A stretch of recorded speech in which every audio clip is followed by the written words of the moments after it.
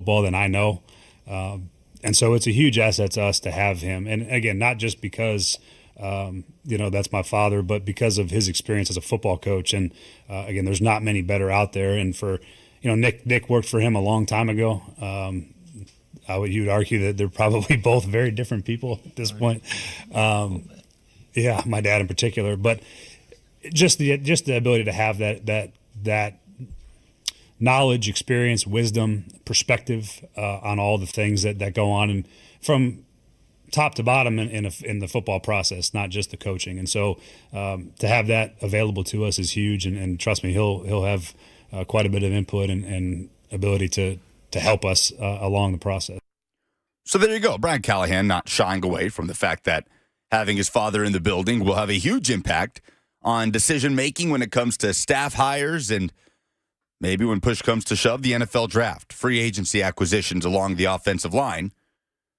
I mean, for me, I'm hands up. Let Bill Callahan do his thing with the offensive line. Let that guy give you the players he wants. Let him lay some names down on the table and have full autonomy to oversee that unit. Let him cook. Let him cook, as they say. 615-737-1045. So the Titans staff nearly complete. There is one key piece that has yet to be hired, and that is strength and conditioning.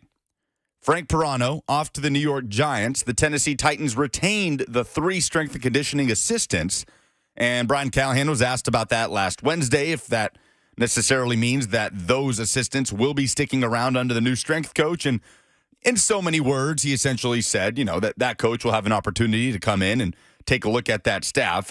He didn't come away from that thinking, no, these 3 will be in the building regardless of who is brought in. And that makes sense, right? Any business, any walk of life, it doesn't make sense to retain assistants and then bring in their supervisor and tell that supervisor, these are your people, and there's nothing you can do about that. I don't see that being a possibility. So maybe he'll retain those assistants, maybe not, but that's a huge hire to be made given the Titans' issues on the injury front over the last couple of years. And after that, Jackson, I believe Brian Callahan's staff will be complete. It's been a journey. Brian Callahan, what is it, a month ago or so that Adam Schefter reported the Titans are finalizing a deal, maybe a little more than a month, finalizing a deal for Brian Callahan, and here we are, almost at the end of the rope, and the focus fully will be on the scouting combine in Indianapolis, which is why we have arrived at Mock Draft Monday. For the first time this offseason, I can't believe we've made it this far. I mean, this is a new record for us. After 3 years of being on the air, February 19th, our first Mock Draft Monday coming this late in the calendar year. And look, it's been a crazy offseason. Mike Vrabel fired.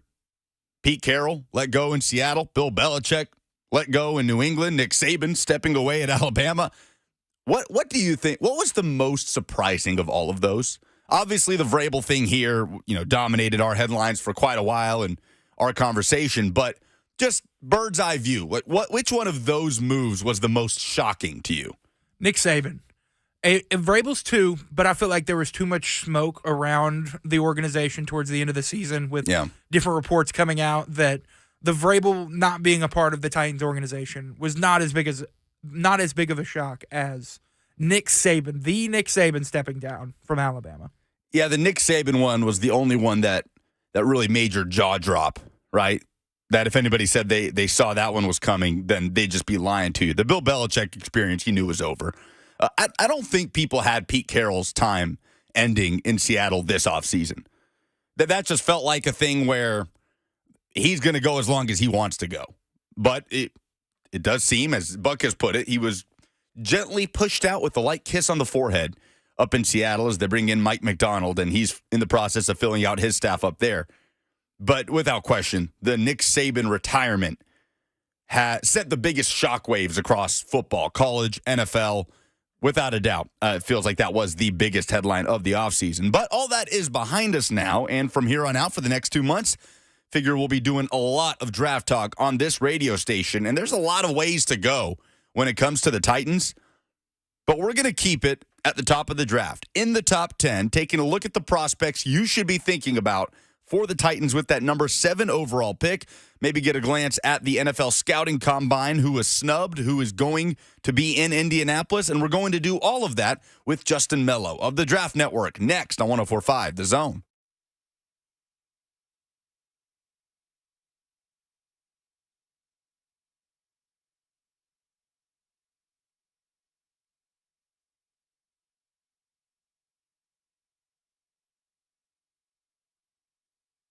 QC Kinetics is a great resource for you if you've been dealing with nagging joint pain. They are here to help and make sure that you don't go through another year dealing with that. So many of us have debilitating joint issues, whether you've got knee pain, back pain, shoulder pain, problems from arthritis or injury. Don't let that pain keep you from living your best life. QC Kinetics advanced state-of-the-art treatments harness and direct your body's natural ability to restore and repair damaged joint tissue. It's a revolutionary approach that can get you long-term relief with no downtime. Make 2024 the year you reclaim your mobility and your independence. You can walk, run, play, and live without the danger and trauma of surgery and without harmful drugs. Call QC Kinetics now for a free consultation at 615-249-4024. That's 615-249-4024.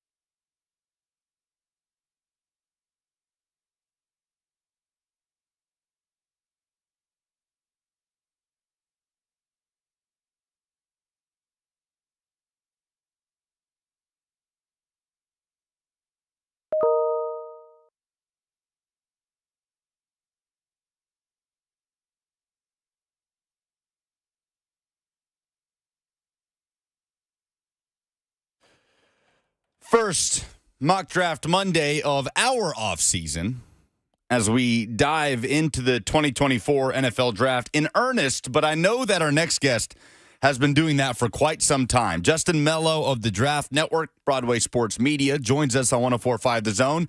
Justin, good morning. How are you? Justin, you got us? I am. I'm doing well. How are you guys doing? There you are. Doing great, man. Where is Justin Melo currently at in the draft process, 1 week removed from, or 1 week away, I should say, from the Combine?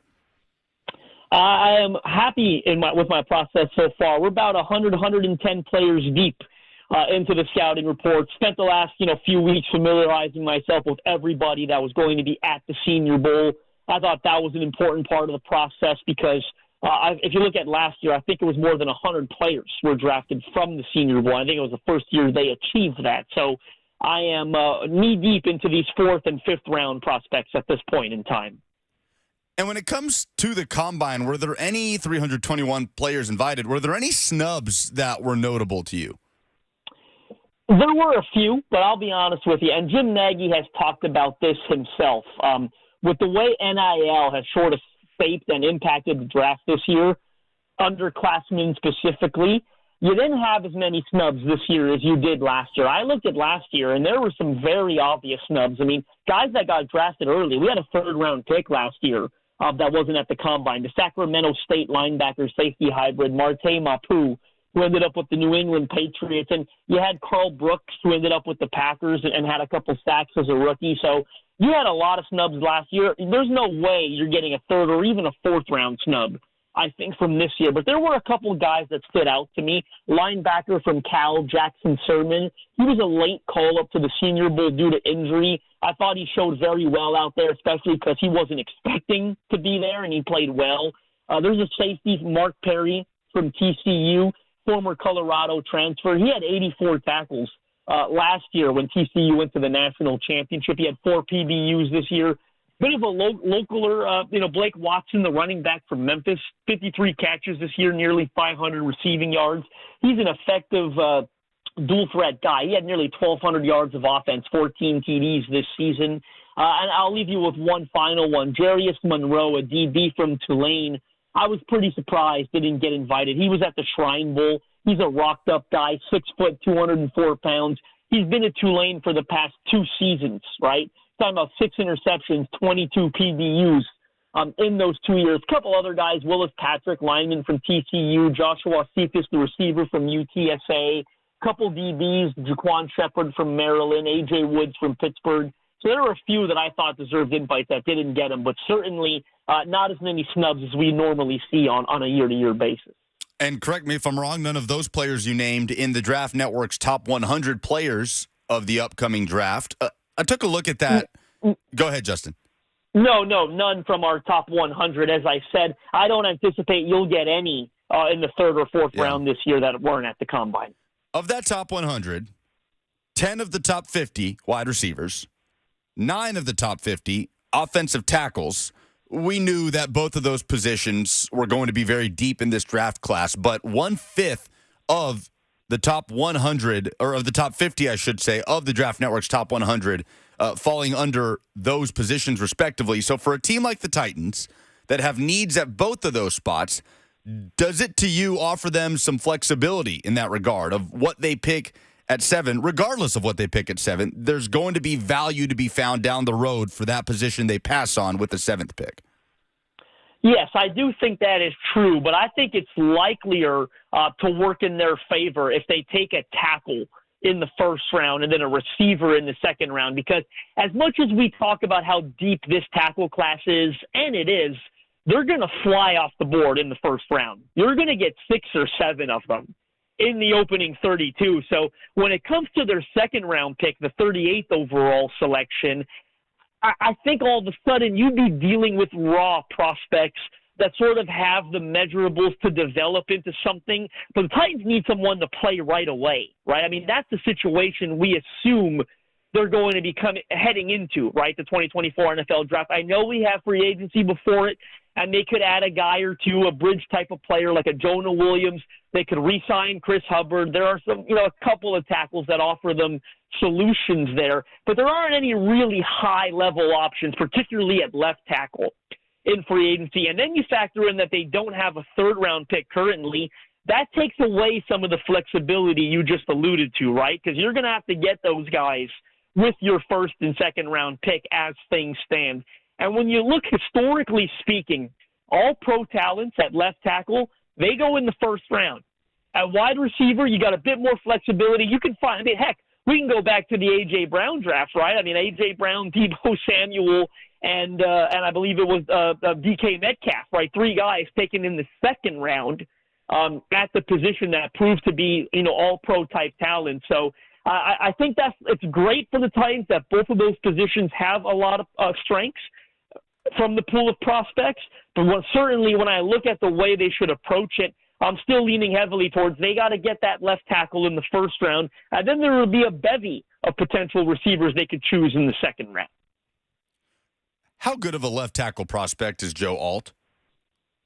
Outstanding. I think he's the most technically advanced prospect in this class, okay? He is a outstanding blocker in the run game. I think that's his strength. That's the biggest difference between him and Olu Fashanu, the other tackle that might garner consideration. Alt is, don't get me wrong, they're both strong in both areas of the game, but Alt is an outstanding run blocker, and Fashanu's a better pass protector.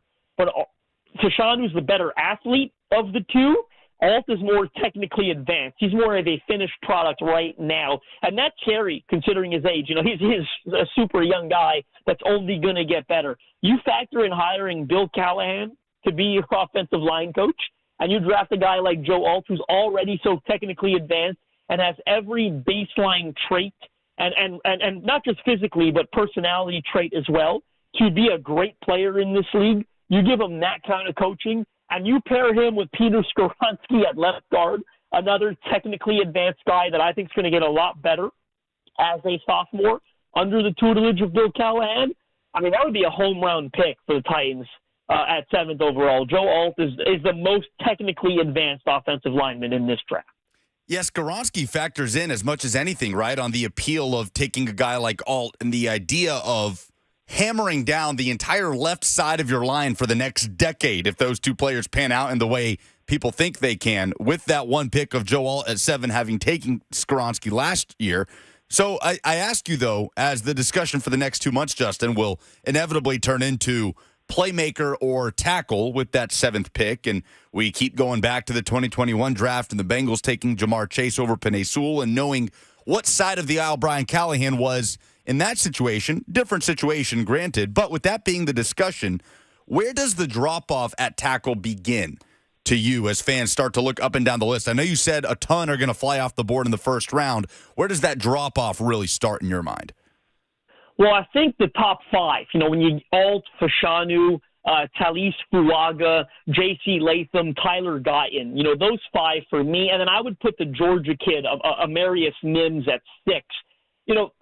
Specifically Mims and Guyton, I think they're both first-round prospects. They're more in maybe the 20 to 30 range, in my opinion, because they're both raw. They don't have a lot of experience. You're drafting them based on the traits, based on the length and the easy athletic abilities that they have. Technically, they're a work in progress. And look, when you got a guy like Bill Callahan coaching the line, perhaps you lean a little bit more favorably towards those types, right? The guys that have all the athletic traits but still are moldable pieces of clay that still need some work. Those are my top 6. I would say, especially after that 4th spot, like Talis Fuaga, J.C. Latham, they're plug-and-play guys, right? I don't know, Mims specifically, he played under 300 snaps this year. Okay, and the year before, he was a backup, and he only played the last couple of regular season games, I believe it was, due to injury. So you're talking about guys that really need a lot of work to get ready for the pro level. And once those 6 come off the board, you got, Jordan Morgan from Arizona. I sort of see him as this year's Anton Harrison. You remember the Jags took him in the late 20s a couple of years ago, or last year, I believe it was. Yeah. They just sort of, they kind of honed in on tackle and needed a guy in the late 20s. I think those are the 7 that will probably go in the first round if we reach 7.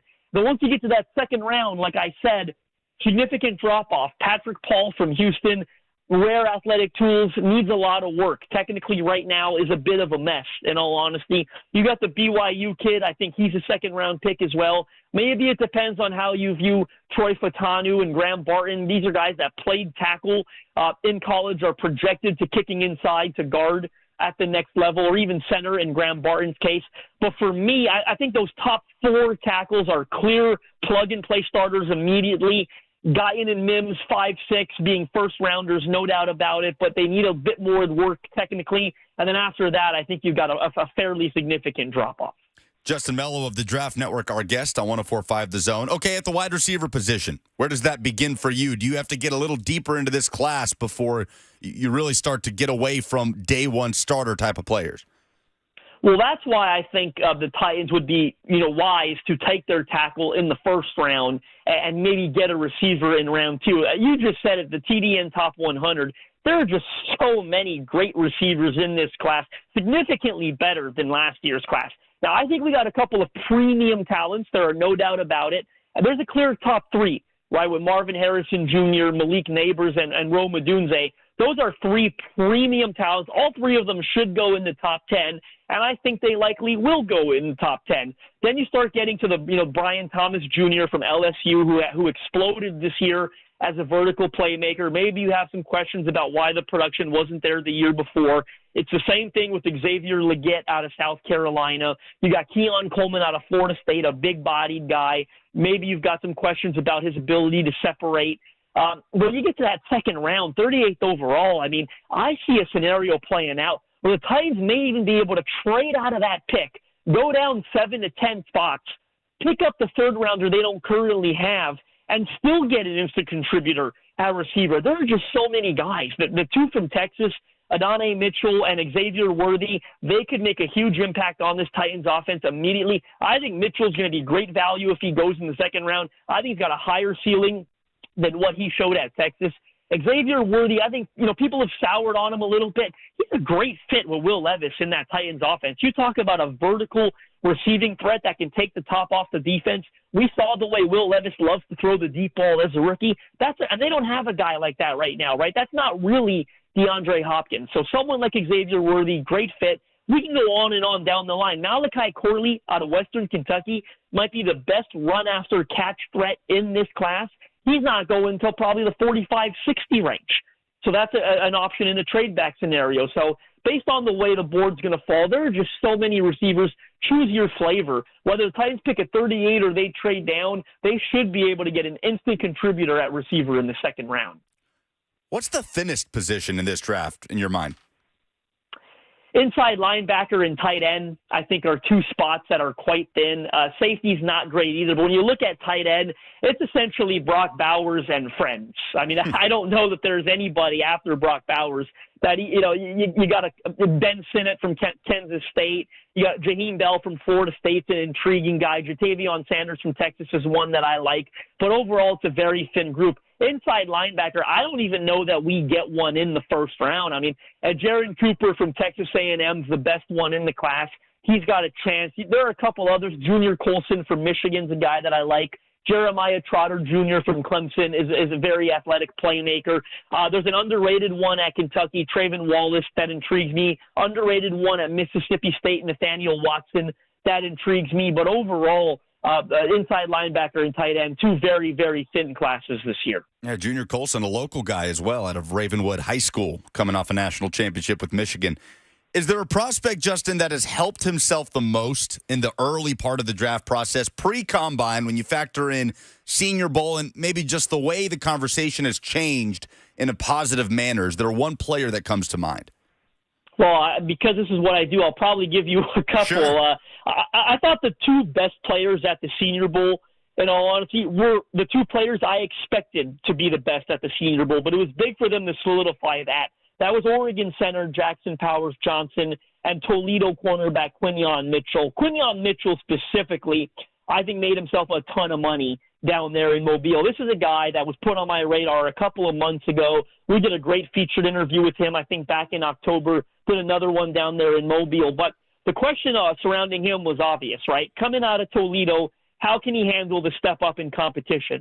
Well, he went to the Senior Bowl, and he was dominant, okay, against Power 5 receivers. That's a tough – I say all the time, those are tough drills for corners, man. That one-on-one scenario with the receiver, there's no simulated pass rush. That's putting you on an island. That leans favorably towards the receiver every single time. Quinyon Mitchell was dominant. There were such few reps he lost. I think he solidified himself as a top 20 pick. I wouldn't be surprised if he goes much earlier even than 20th overall. Jackson Powers-Johnson, same sort of thing. It's a center, so you'll talk about the positional value. Will he go in the first? You're seeing him in a lot of first-round mocks. I don't think it's a sure thing just because of the positional value, but he helped himself a ton, I think, establishing himself as the top overall center in this class. And two final guys, actually, that I thought deserved more buzz going into the Senior Bowl. They weren't getting it, but they're getting it now, is Missouri defensive lineman Darius Robinson. Reminds me a little of Dina Coatri with the Tennessee Titans. He's a big, rocked-up guy, 6'4", 6'5", 295, can play inside and outside like Autry has. He's versatile. 8.5 sacks in the SEC this past year. And then Duke defensive tackle Dwayne Carter. I think he's a 3-tech, so you think of the Jeffrey Simmons position, one of the better 3-techs in this class, deserves more buzz.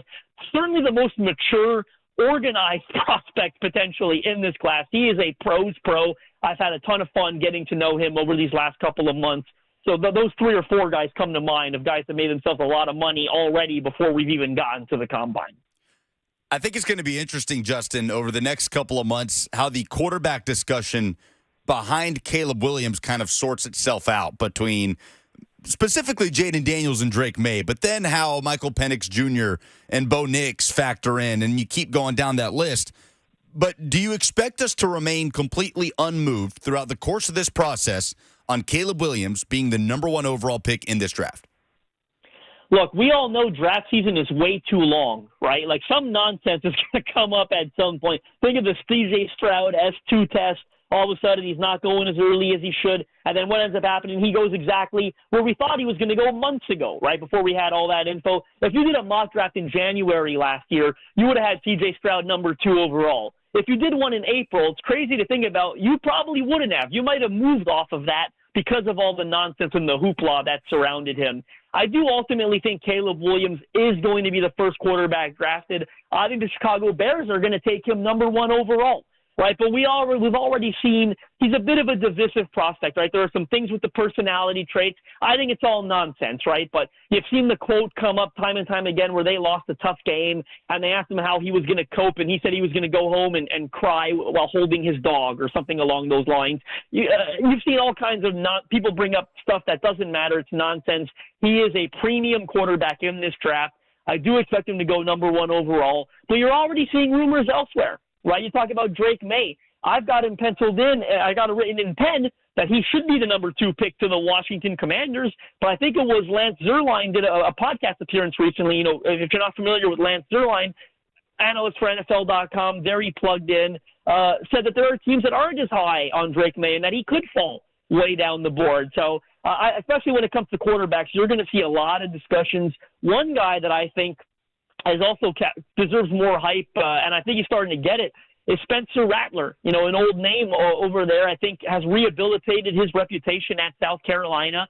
He was the best quarterback at the Senior Bowl, by the way, and that includes Michael Penix Jr. and Bo Nix and even Michael Pratt. They had a great group this year. Spencer was the best out of all of them there. No one threw the football with consistency the way he did. And then I've been told he really impressed teams throughout the interview process as well, because you've seen a lot of growth and maturity from him since he was a 15 or 16-year-old kid on that Netflix show that had that unfortunate viral clip for him. He's shown a lot of growth. He was the best performer. So there are still some curveballs, I think, that are going to be thrown into this process at quarterback, and Spencer Rattler can certainly be one of them. Where are we on the S2 test? I mean, it was such a big talking point last year, and it was like out of nowhere, Justin. The S2 test was this tell-all about what a quarterback will do once he gets to the league. And as you said, kind of going out the window with C.J. Stroud in the year he had. Kind of, how do you expect that discussion to go this year around the S2 cognition test in the quarterback position? Well, I expect we'll hear a lot less about it, right? Like, look, I'm not going to sugarcoat this. And it's very unfortunate for those who have stock in that test and came up with that test and have probably sold it or whatever for a ton of money. But I mean, after what C.J. Stroud did to that narrative, I don't know that anyone outside of NFL organizations are going to take it very seriously, right? I don't know that NFL organizations themselves should take it very seriously after what – I mean, talk about just totally taking a wrecking ball to the narrative and the importance of the test. You're talking about one of the best rookie performances we've ever seen from the quarterback position, and yet that test, unfortunately, the leaked results, first of all, that rubbed a lot of people the wrong way. There are rumors now, Athletes First, the biggest representation agency who represents C.J. Stroud, by the way, and a ton of Tennessee Titans throughout the years, that they're going to be telling their clients this year not to take it. And every year, if you follow it like I do, they've got a lot of clients in the NFL draft, and if none of them take it, then you're going to start to see maybe other agencies follow suit, right? CAA, Equity Sports, Clarity, like all these big agencies, they might follow suit and say, you know what, we're not going to submit to that test. Every year, I just had a meeting about this. Every year, we are seeing athletes do less and less, to be honest, throughout this process, right, until pen is put to paper and we're getting paid. I expect to see more guys opt out of combine drills this year than we've ever seen before. That's what I'm hearing. So when it comes to stuff like the S2 test, I mean, there's no denying that C.J. Stroud just took a bat to it and dismantled a lot of its credibility, in all honesty. Justin Melo of the Draft Network, Broadway Sports Media, with us on The Zone. Justin, anything you're working on coming out soon out on the Draft Network? Well, daily articles. Right now we're working on 3 ideal team fits for pretty much every prospect in the draft. Everyone projected to go in the top 100. We did something with Brandon Ayuk earlier this morning. Titans fans might want to head over and read that as I work through some projections with him and what's happening with the San Francisco 49ers. But above all, I'm working on the interview series. This is my 10th year doing this. 1 interview published a day from now leading up to the draft with a prospect in the 2024 NFL draft. So I'm extremely busy right now, sitting down with a ton of high-end draft picks, whether they're first-rounders, second-rounders. We mix in some day 3 guys as well. But the interview series is really something that's been very telling if you followed it over the years that I've done, because these guys will talk about their top 30 visits, team meetings, who's showing interest in them, who isn't. And, of course, I get into the X's and O's. We're talking scheme fits. If we're talking with offensive tackles, I'm going to talk about how they fit that West Coast offense that Brian Callahan wants to run in Tennessee. If we're talking with receivers, we're talking about favorite routes to run, personnel groupings, and all that. So I think throughout the process, the interview series does a really good job of identifying team the prospect fits. Always great info, as detailed as an interview series as you'll find when it comes to the lead up to the NFL draft. At JustinM_NFL on Twitter, where you can find his work. Justin, thanks so much for the time, man. Appreciate it. Pleasure's all mine.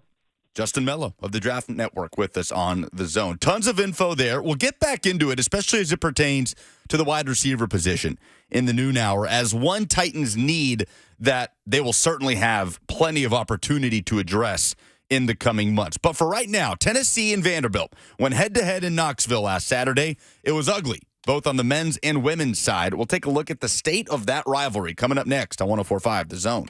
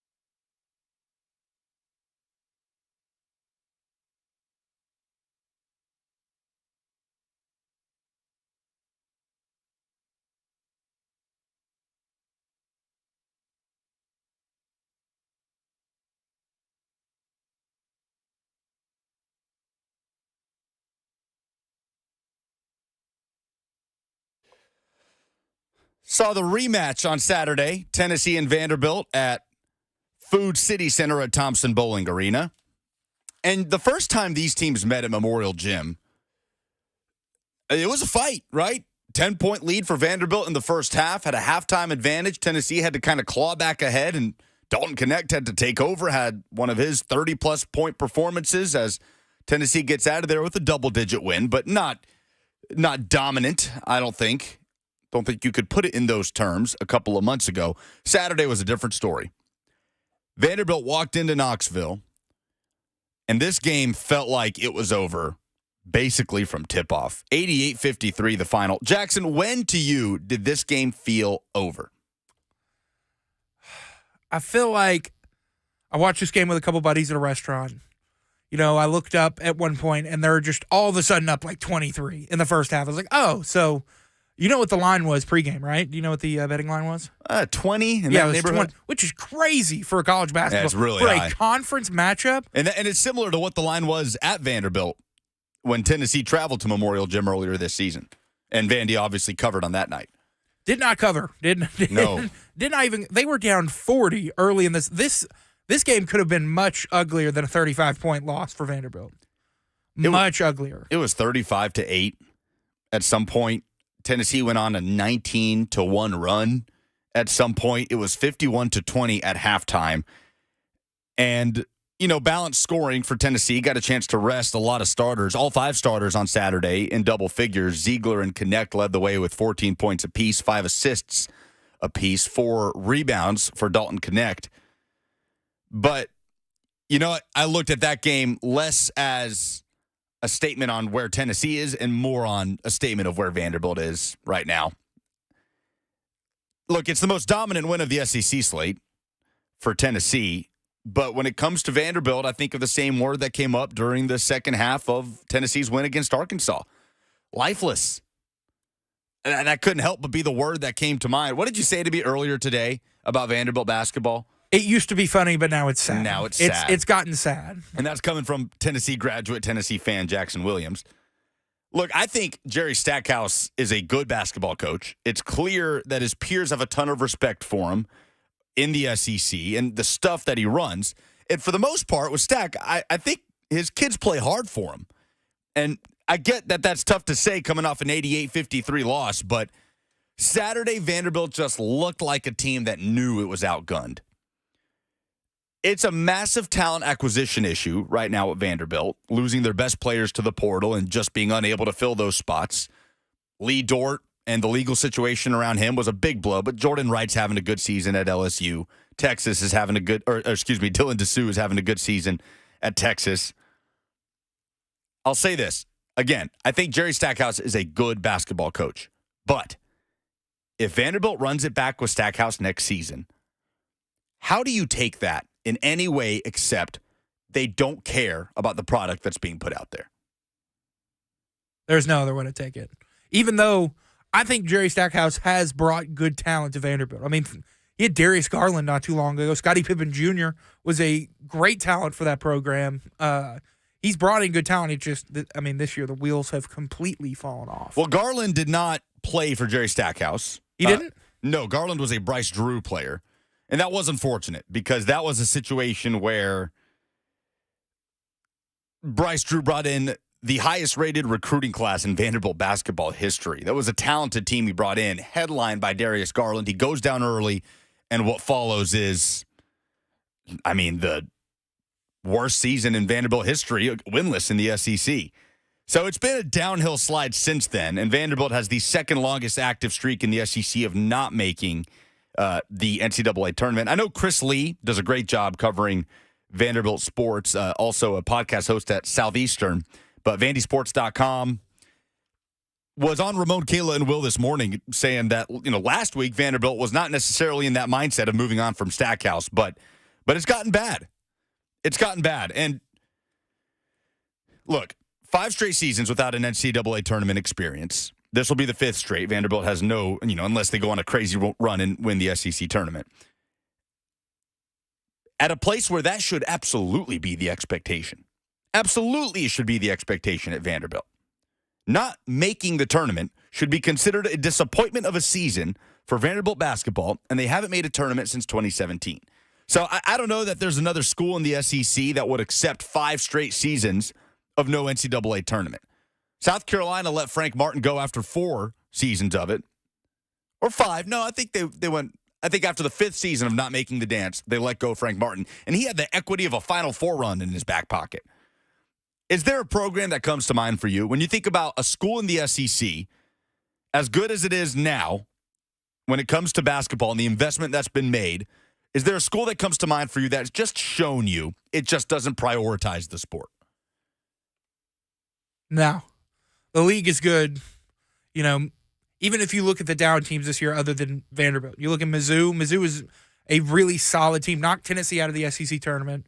They're bad this year, but, I mean, they've been competitive. I mean, you look across the league, yeah, there's teams with down years, but the league has a good sense of parity. For me, I'd say Georgia is up there. And Georgia fired Tom Crean after 4 seasons. They do have the longest active NCAA tournament drought. Vanderbilt's the second longest. Mike White wasn't necessarily an inspiring hire, right? You go get a guy fired from your rival in Florida. But it feels a little more acceptable at a place like Georgia that's established itself as a dominant power in football over the last few years. But the tough thing is, this used to be a fun rivalry. Beating Vanderbilt doesn't mean anything anymore for Tennessee fans. It's 13 of the last 14 now, with the exception of that buzzer beater from Tyron Lawrence last year at Memorial Gym. So it's gotten into a bad state for Vanderbilt basketball, a program that should expect more. Real quick, a look at the SEC regular season race. Tennessee getting some help last weekend. South Carolina falls at home. An unranked team in LSU comes into Columbia, beats the Gamecocks, and Auburn falls at home to Kentucky. Big-time defensive performance by Kentucky, by the way, going into a hornet's nest. That is Neville Arena, a place where not a lot of teams have had success. So Alabama's still at the top of the conference at 10-2. Tennessee 9-3. South Carolina, Auburn 9-4, right behind Kentucky and Florida at 8-4. So the Vols currently are standalone second in the SEC standings. They will they will travel to struggling Missouri tomorrow night, a game you can hear right here on The Zone before that tough 5-game backstretch of A&M, Auburn, Bama, South Carolina, and Kentucky. Coming up next, the biggest question of the 2024 NFL Draft and how it affects the Tennessee Titans. That's next on 104.5 The Zone.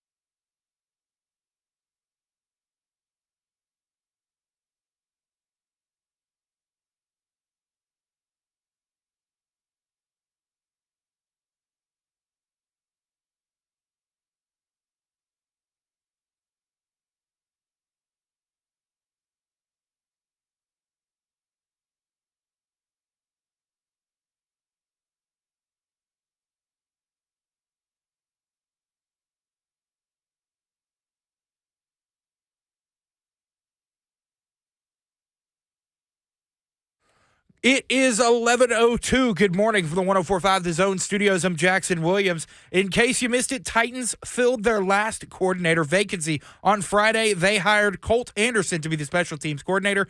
Anderson comes to Tennessee from Cincinnati, where he was the assistant special teams coordinator with the Bengals since 2020. In college basketball, the Vols completed a weekend sweep of Vanderbilt in basketball with the men's team, winning in Knoxville 88-53, and the Lady Vols coming to Nashville and left with an 86-61 win over the Commodores. In college baseball, the Vols left Texas with a 2-1 record on opening weekend, notching wins over Texas Tech and Baylor on Friday and Sunday, respectively, but falling to Oklahoma 5-1 in extra innings on Saturday. For all your foundation repair and waterproofing needs, you need to visit USSTN.com. Breaking news at once on your home for the Titans and Vols. This is 104.5 The Zone.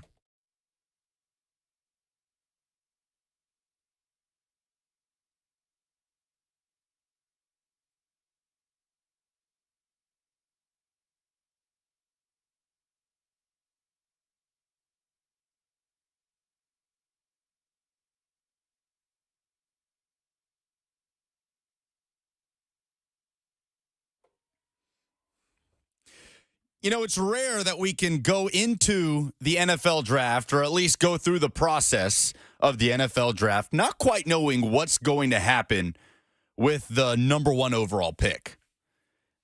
We kind of got into this for a while last year with Bryce Young and C.J. Stroud, but I think by the end of it, we had kind of settled on Bryce Young going to be the number one overall pick to the Carolina Panthers, especially after they jumped up to acquire that pick in the trade with the Bears.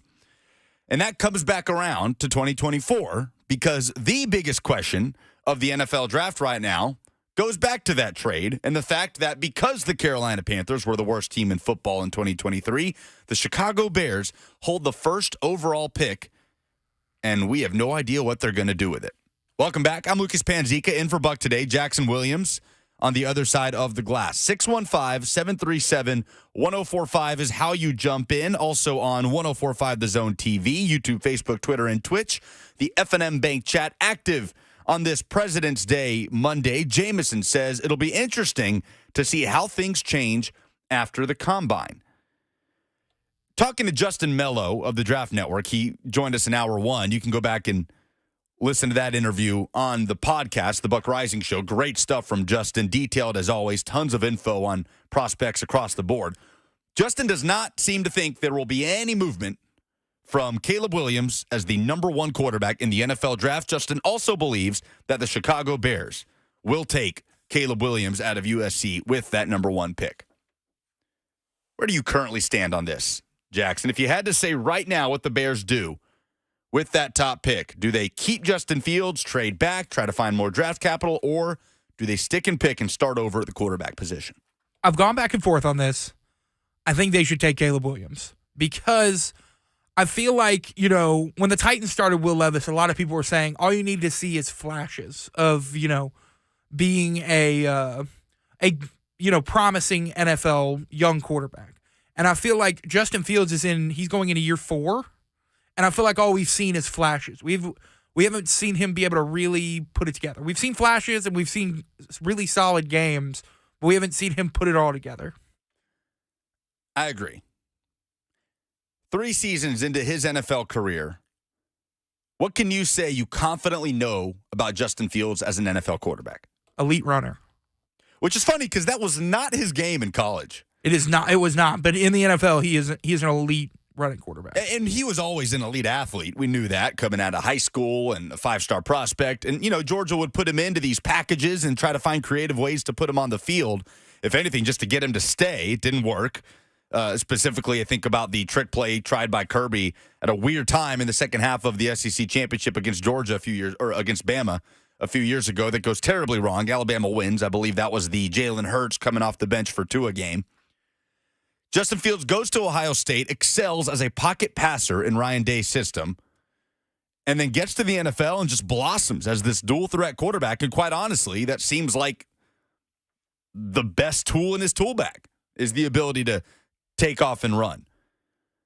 But I think I agree. I think I'm of the opinion that the Bears have got to take Caleb Williams with that top pick. You're going into the final year of his deal. So if you stick with Justin Fields, you're going to have to pay him. So what kind of contract are we going to be talking about with Justin Fields?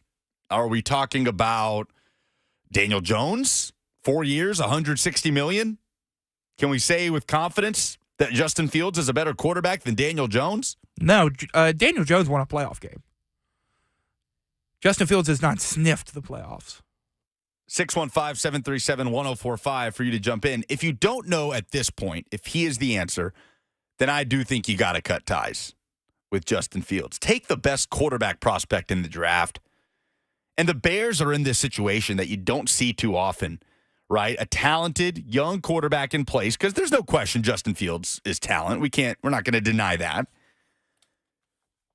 So you've got him in place, plus the luxury of having not one, but 2 top 10 picks due to the trade with the Panthers last year. So shout out Carolina if you're a Bears fan. Chicago has the number 1 and number 9 pick.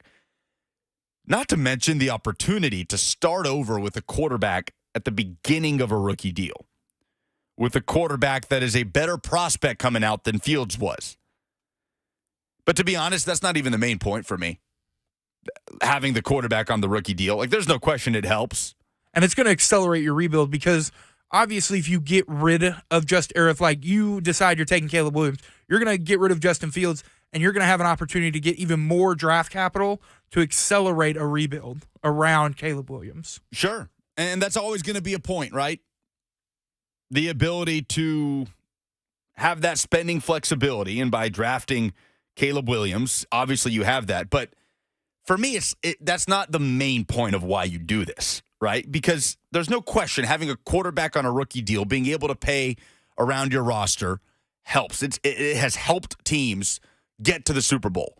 We've seen more teams get to the Super Bowl and lose in that situation than we've seen win. We've kind of talked about that in the last couple weeks, that in the last decade, you can pick out 2 quarterbacks that have won a Super Bowl while still on their rookie deal. They are Pat Mahomes and Russell Wilson.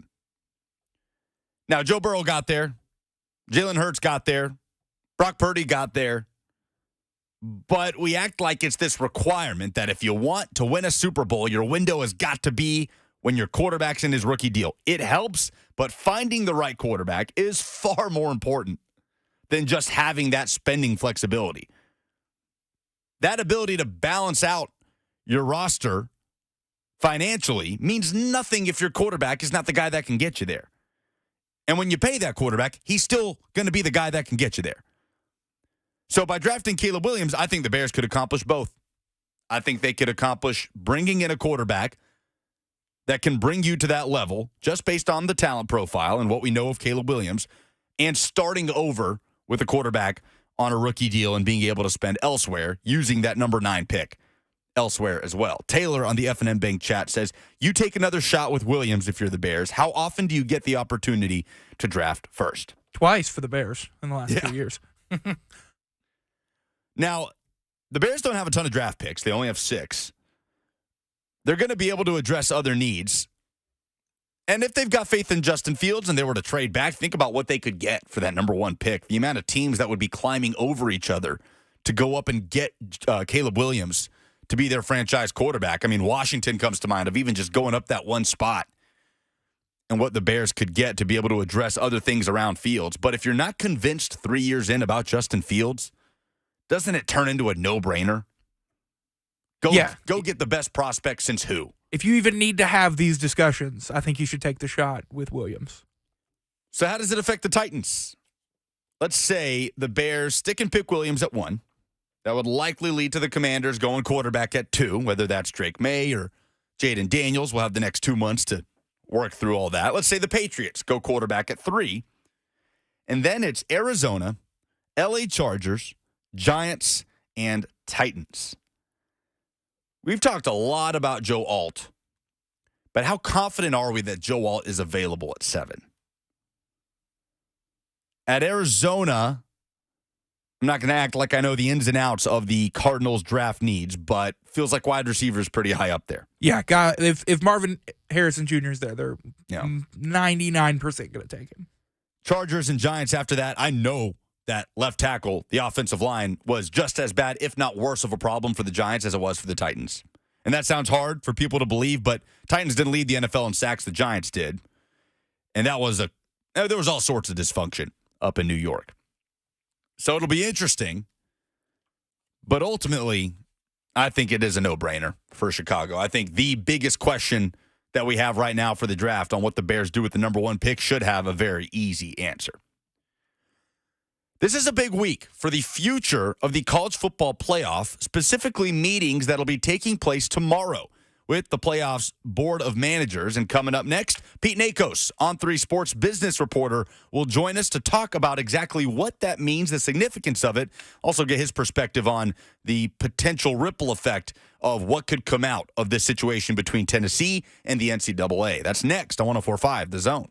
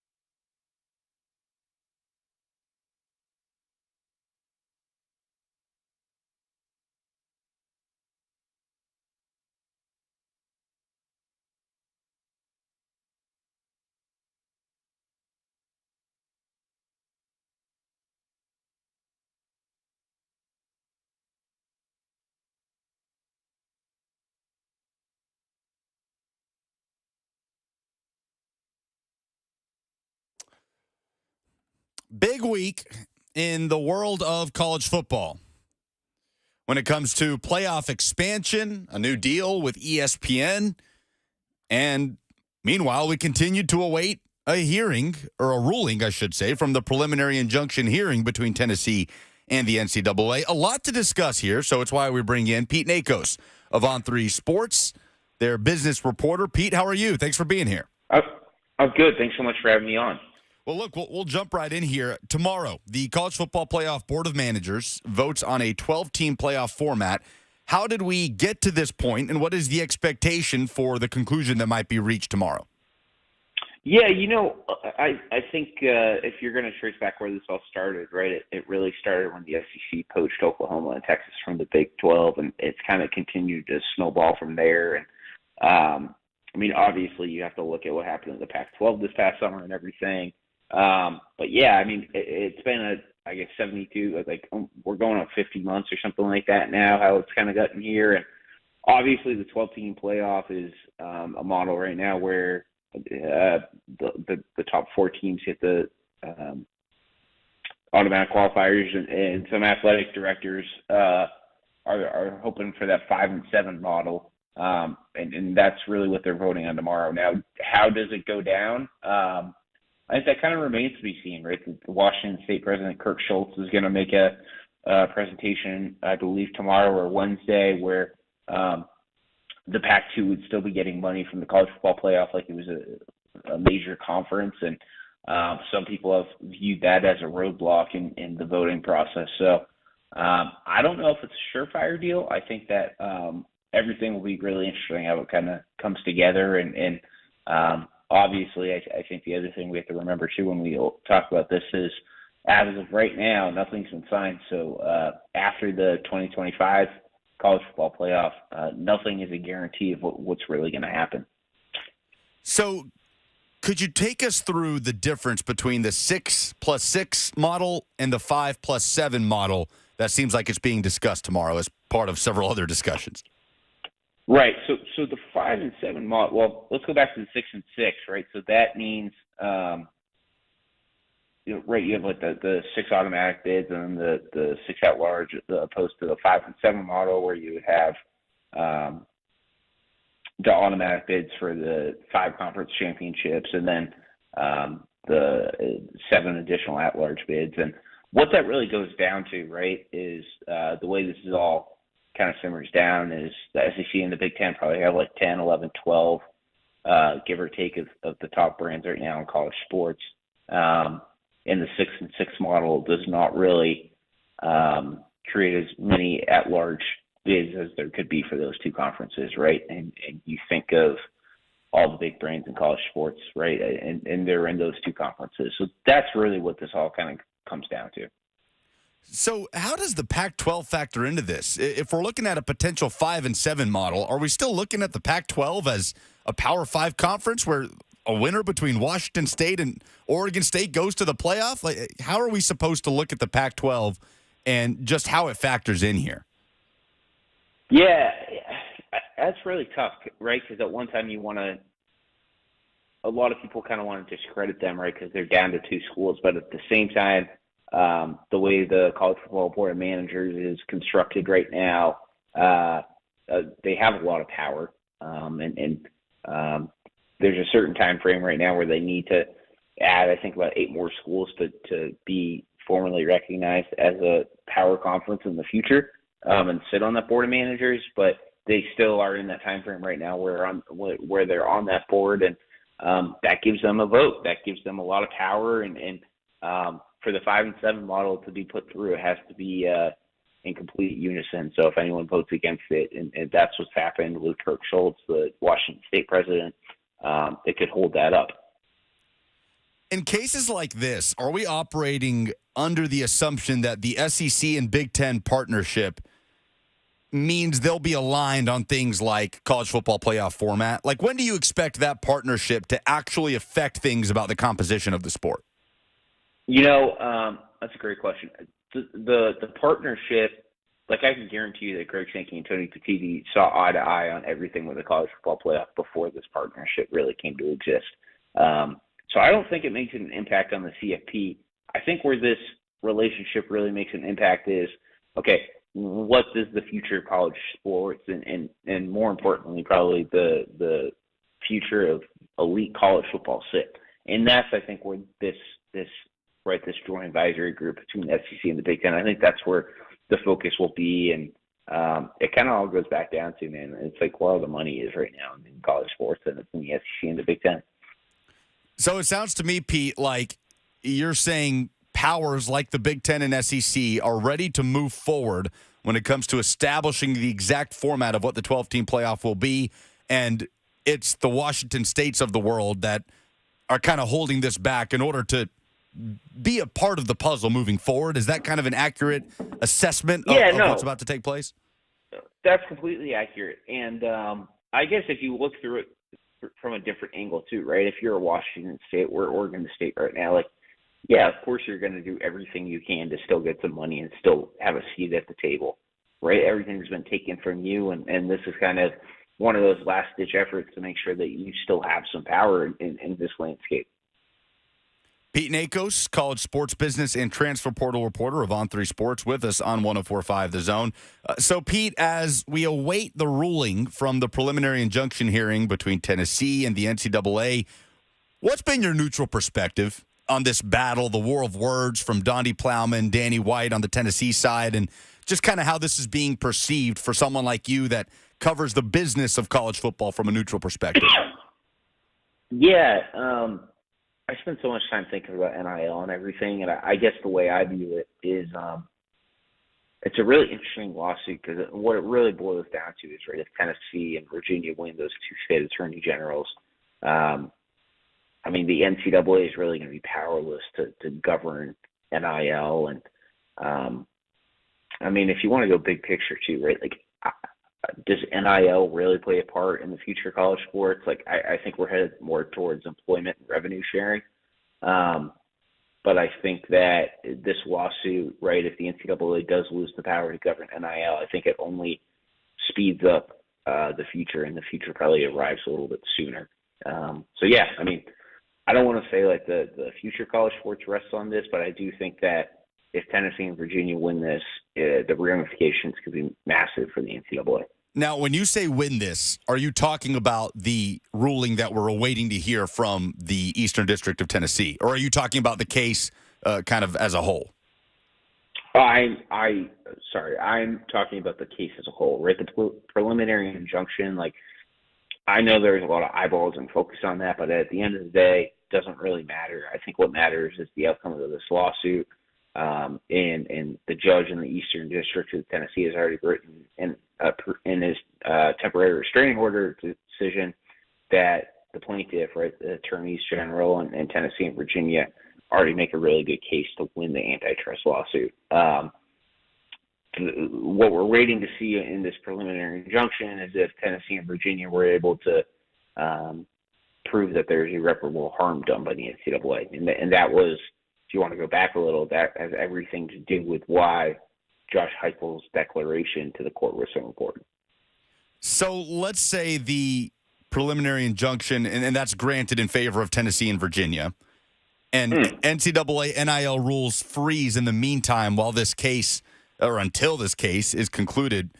What would you expect the immediate aftermath to look like if that is the case? Yeah, I've written about this a little bit, and I think the one thing I want to make clear right away is that no other states have joined yet, right? So, like, if the preliminary injunction is granted, like, the NIL rules are only stopped in Tennessee and Virginia because no other states have joined. But if I put on my legal hat and the two states win, I would have to say that the NCAA might sit down for a negotiation because maybe they don't want to go through the entire lawsuit. And I would expect a ton of other states to join. And yeah, it would really be, I don't know, maybe one of the bigger points of the NIL era, right?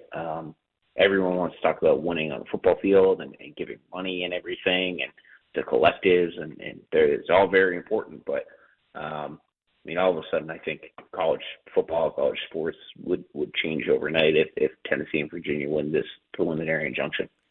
What kind of imbalance would that set then, at least in the immediate aftermath, if you're talking about those rules only being frozen in Tennessee and Virginia, and the way that those two states and schools in those states could then take advantage in the very brief period that follows?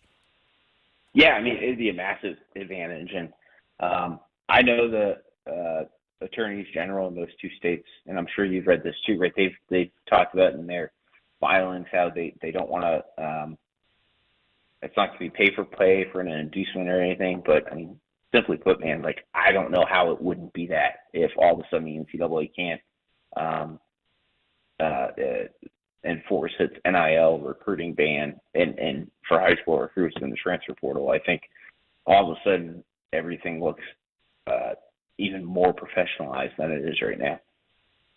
Pete Nakos of On3 Sports with us on the Zone. Pete, is the reaction to the announced release of the EA Sports college football game like anything that you have ever seen before? No. I mean, man, people get really excited about the start of college football season and March Madness and stuff, but wow, the social media reaction to this video game is one of the wildest things I've ever seen. And the reason why I say that, and I'm sure you'll agree, right? Like, we haven't even seen a trailer yet, and like the talk of, I don't know, social media last week just seemed to completely surround EA Sports. Well, and then the trailer eventually comes out, and the buzz is just amplified. I mean, the entire premise of why this game went away was, of course, that players were not getting compensation for their likeness being portrayed on a hugely successful video game. So, do we know what exactly has changed in that regard, as far as how compensation is going to be distributed to players? Yeah, I would expect it to be distributed, right? There's like the Open Doors and Learfield has something called Compass. Like, the money will be distributed through there. I previously reported last summer that I was told that each athlete was going to make roughly $500 off their NIL. Now, obviously, that was a year ago. EA's pushed back on it. I think that kind of waits to be seen how much they're going to pay athletes and if they allow royalties. So, yeah, I mean, I think a lot kind of needs to be worked out still. I've been told by sources that, like, this early summer, right, like May and June is really when you're going to start to see, like, athletes being paid to be in the game. But, yeah, man, a lot of people excited. It's going to be really fun to watch kind of all play out these next few months. Pete Nakos has been our guest on 104.5 The Zone, business reporter for On3 Sports. You can follow him on Twitter at Pete Nakos _. Pete, thanks so much for the time and the insight, and we'll catch up down the road. Been a pleasure. Thanks so much, guys. That's Pete Nakos of On3 Sports with us. 615-737-1045 if you want to react to anything there covering college football playoff model when it comes to the 12-team format. So 5-7 versus 6-6. That seems to be the discussion happening tomorrow. And as Pete kind of outlined, Washington State, one of the voices that wants to hold things up to make sure they get a piece of the pie. You know, we've all kind of operated under this assumption that the Pac-12 is no more. But I suppose that's not the case, right? I mean, they've parted ways with Commissioner George Kliavkoff, and they're going to try and rebuild. They've got an adjusted Mountain West schedule. But how the Pac-12 factors in is fascinating, Jackson, because this 12-team format was approved years ago, before the craziness that we now live in when it comes to conference realignment. So the rules that the format was approved under are kind of different as far as the way the sport is structured. Yeah, the Pac-12 was a thing. Right. The Pac-12 existed. I mean, it's that simple. And they were going, like, if you won the Pac-12, you were going to be in the 12-team playoff. And they no longer have enough teams to hold a regular season conference schedule. The Pac-12 no longer has enough teams to hold a conference championship game. You're not just going to pit Washington State and Oregon State against each other to play once and winner goes to the playoff. I'd like it. They just play one game all season. I don't hate it either. They play that one game in November. They both train all season for it. Winner take all. Winner goes to the playoff. Who says no? That would rate pretty well, if we're being honest. But yet, all that being true, the Pac-12 still has a seat at the table when it comes to these meetings and the playoff format. So it's interesting. The 6-6 format, providing access for champions from more than half of the FBS conferences, with the other 6 being at-large bids. Do you have It's so hard to have this conversation because, again, 5 and 7, the 5 and 7 model kind of goes out the window. I don't know if you would make that 15 because the 5 and 7 model sets it up to where the 5 Power 5 conference champs make the college football playoff, and there are 7 at-large bids. Previously, it would have made sense for you to have your 5 conference champs out of the Power 5, and then your one group of 5 champ be one of the at-large bids, and then the other 6 can be collected around the Power 5. But I just don't know how the conversation changes in that room with the state of the Pac-12 as it is. And I think I get the frustration, too, from conferences like the Big 12 and the ACC, who are sitting there watching the SEC and the Big 10 argue for really the same format that benefits them that they've been arguing for all along, yet their stance is strengthened by having Oklahoma and Texas. So in a lot of ways, all that realignment, USC and UCLA going to the Big 10, is a big reason why this has all been held up and is a problem created by those conferences, right? The Big 10 and the SEC. So I could understand frustration for sure when it comes to other conferences, schools in those conferences, looking at what the SEC and Big 10 is doing.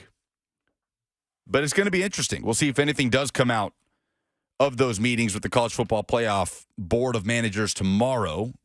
Taylor in the F&M Bank chat says, the teams left are not the reason they're in that position. I would laugh my backside off if they got an auto bid for like 4 years. Yeah, if Washington State and Oregon State. Just let them do it. Do you have a preference on playoff format? 6 and 6 versus 5 and 7. 6 auto bids and 6 at large, or 5 auto bids and 7 at large? I'm probably a 5 and 7. Why is that? The more at large bids, the better.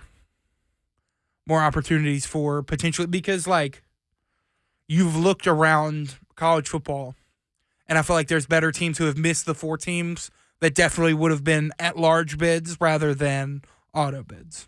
Yeah. Well, we'll see. We'll see how much more Washington State President Kirk Schultz holds this up. Obviously, the concern there, as we talked about with Pete, is Washington State and Oregon State, whether or not they will be paid out in the next CFP contract without knowing what their next affiliation will be, with the Pac-12 very much in doubt in terms of its status. So we'll see if there's a resolution one way or the other. Meanwhile, we continue to wait a ruling from the preliminary injunction hearing that took place a week ago tomorrow in Greenville, Tennessee, and what Clifton Corker will say to put down NIL rules freezing in Tennessee and Virginia. It'd be fascinating to follow the aftermath in those 2 states and the imbalance that would create with NIL rules not applying to those 2. Not that they did anyway, but this certainly would open the door on that and open the floodgates, so to speak. And the NCAA's response to it will be really interesting. 615-737-1045 if you want to join the conversation. Coming up next, Jalil Anibaba joins us on 1045 The Zone, Nashville Soccer Club brand ambassador, Apple TV analyst. We'll take a look at Nashville's new kit that debuted on Saturday and quickly preview the Boys and Gold season start on Sunday in MLS play against New York Red Bulls. That's next on 1045 The Zone.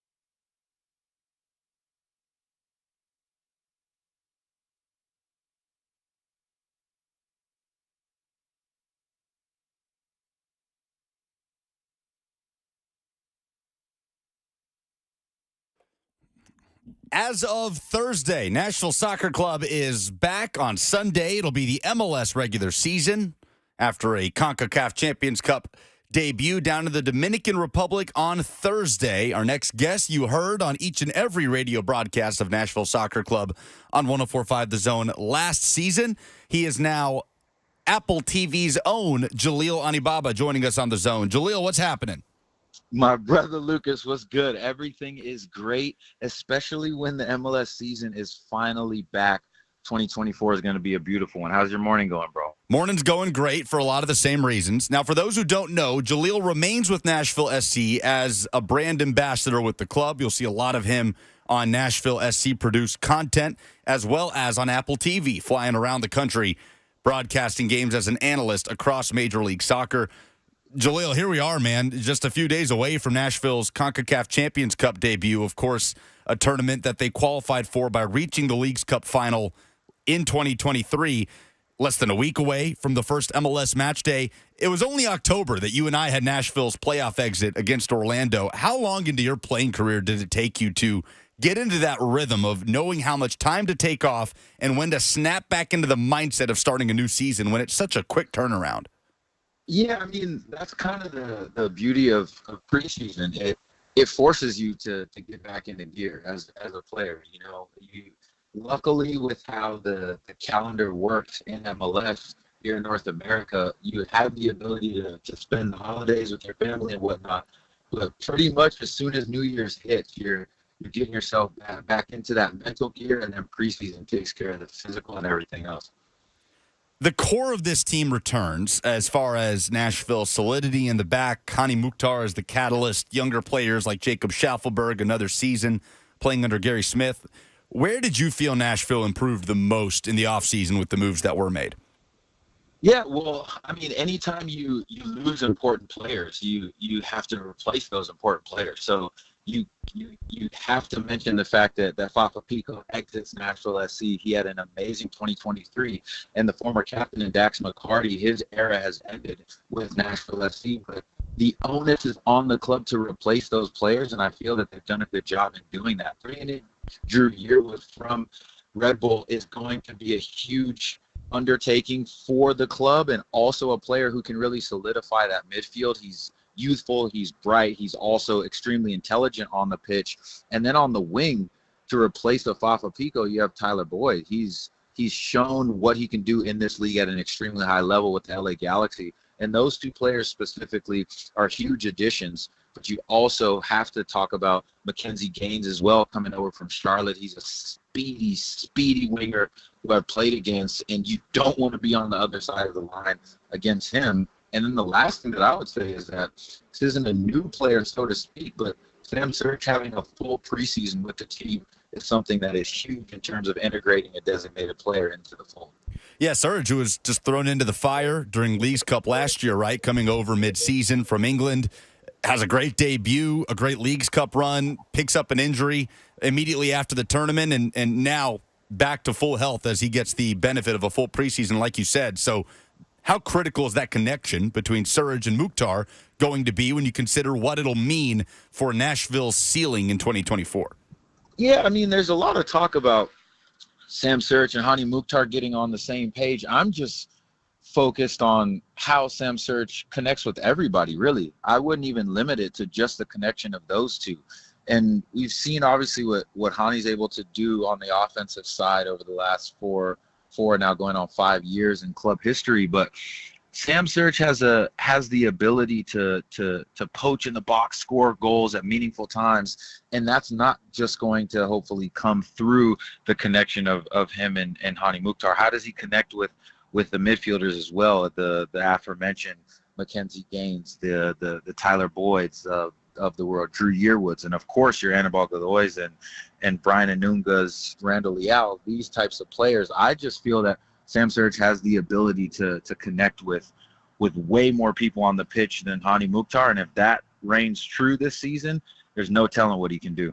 Jalil Anibaba, our guest, Apple TV analyst, brand ambassador for Nashville SC, 12-year MLS veteran, as the boys in gold get ready to start play on Thursday in CONCACAF Champions Cup, Jalil, as they head down to the Dominican to take on Mocha. what is the most consistent challenge of playing in an unfamiliar setting like Nashville will be playing on Thursday, knowing that as the MLS side, you're going to be the favorite, you're going to be the one that's challenged to break the opponent down? Yeah, I mean, it's obviously the unknown. That's the most difficult thing. Whenever you're playing teams that you see week in and week out, it's easier to prepare because you have a good idea on exactly how they're going to come out, what their strategy is most likely going to be. There are fewer surprises. But when you're playing against a team that you aren't extremely familiar with in Amoka FC, the challenge is going to be, what do the confines look like? What do the fans deliver in terms of an environment that nobody here in Nashville has ever experienced firsthand? So I would say getting used to that in the first 15 minutes is always a challenge of a match. And then you brought up the tactical challenge that could potentially be posed to the boys in gold. Does Mocha FC come out and play in an expansive nature, or do they make it a little bit more difficult in terms of sitting in front of their box? Those are all going to be things that Gary Smith and company are going to have to analyze extremely quickly and try to get on the same page.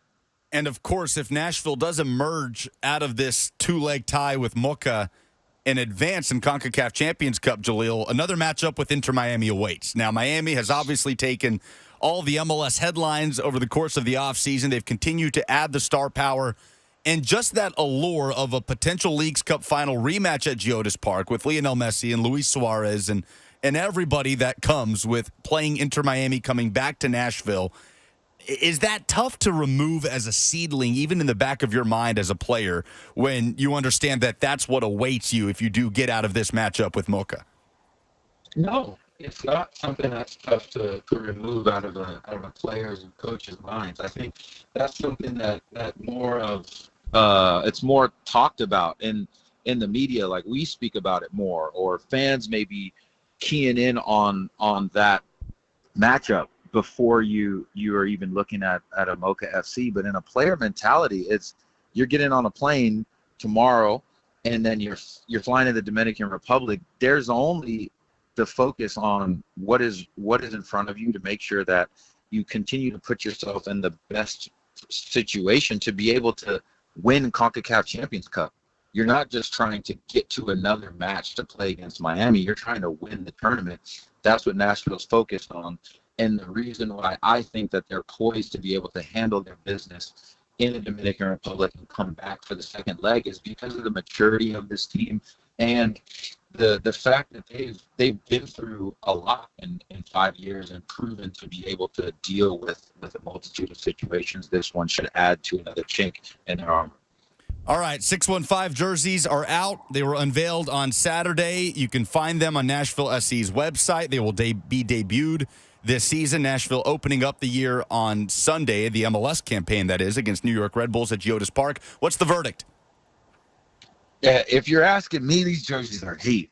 These jerseys are heat. I've seen and heard a lot of varying opinions, but for me, I love the classic look, like the blue across the chest. But the dopest part about these kits, Lucas, are the neighborhood patches. Here in Nashville, we're a sports town. We love our teams. We love to be able to show out at the stadium. We love going to Geodis Park. You see Nashville stickers on cars. You see the signs all throughout the city.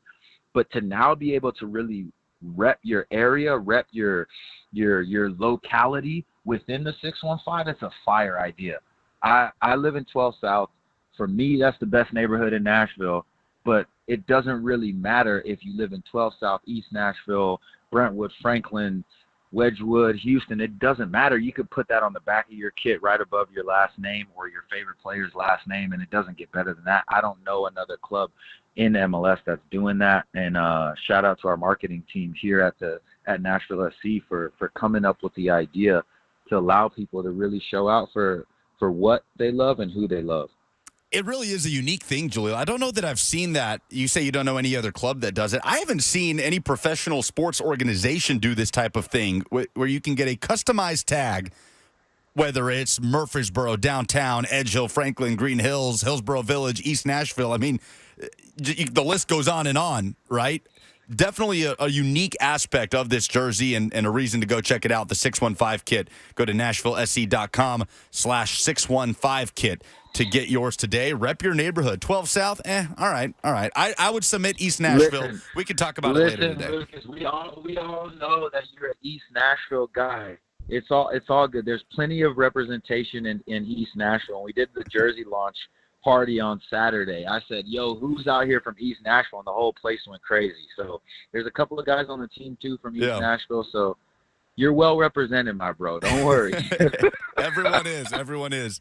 The new 615 kit, Nashville, set to debut it in 2024. Again, heading down to the Dominican to take on Mocha Thursday in CONCACAF Champions Cup. MLS regular season play starts Sunday at home against New York Red Bulls. Jalil Anibaba, appreciate you, my friend. We'll talk to you later today.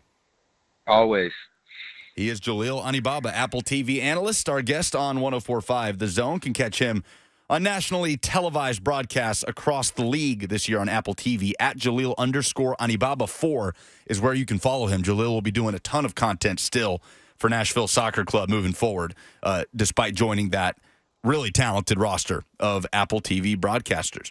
Coming up next, we will take your phone calls and rank Titans' needs ahead of the 2024 NFL Draft. We understand it begins with left tackle, but how do we rank them following the left tackle position? We'll get into it next. 615-737-1045 is how you can join. This is 104.5 The Zone.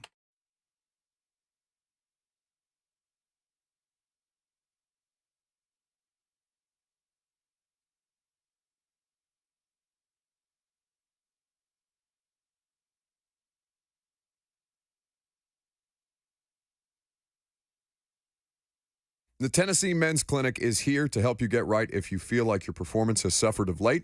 They have been helping guys deal with erectile dysfunction for a decade, and they can give you the support system that you need. The Tennessee Men's Clinic has 2 locations for you to seek treatment, for you to go meet their staff and get a consultation about all the different ways that they can help you, because there's no one-size treatment fits all for ED.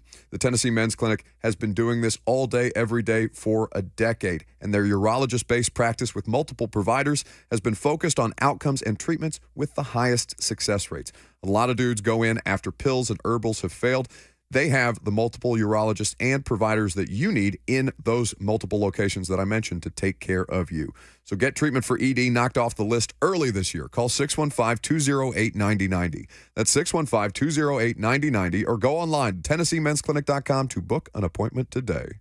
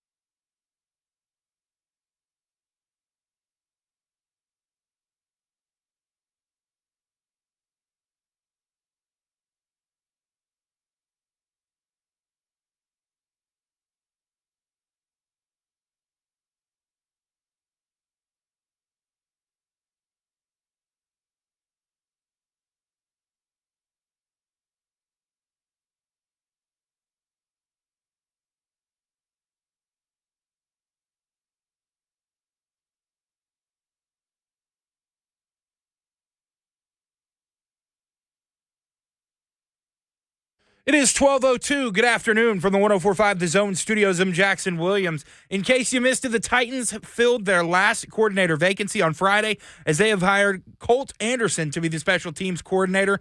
Anderson comes to Tennessee from Cincinnati, where he was the assistant special teams coordinator with the Bengals since 2020. In college basketball, the Vols completed a weekend sweep of Vanderbilt, with the men's team winning in Knoxville 88-53, and the Lady Vols traveled to Nashville and left with an 86-61 win over the Commodores. In college baseball, opening weekend for the Vols, and they left Texas with a 2-1 record, notching wins over Texas Tech and Baylor on Friday and Sunday, respectively, but falling to Oklahoma 5-1 in extra innings on Saturday.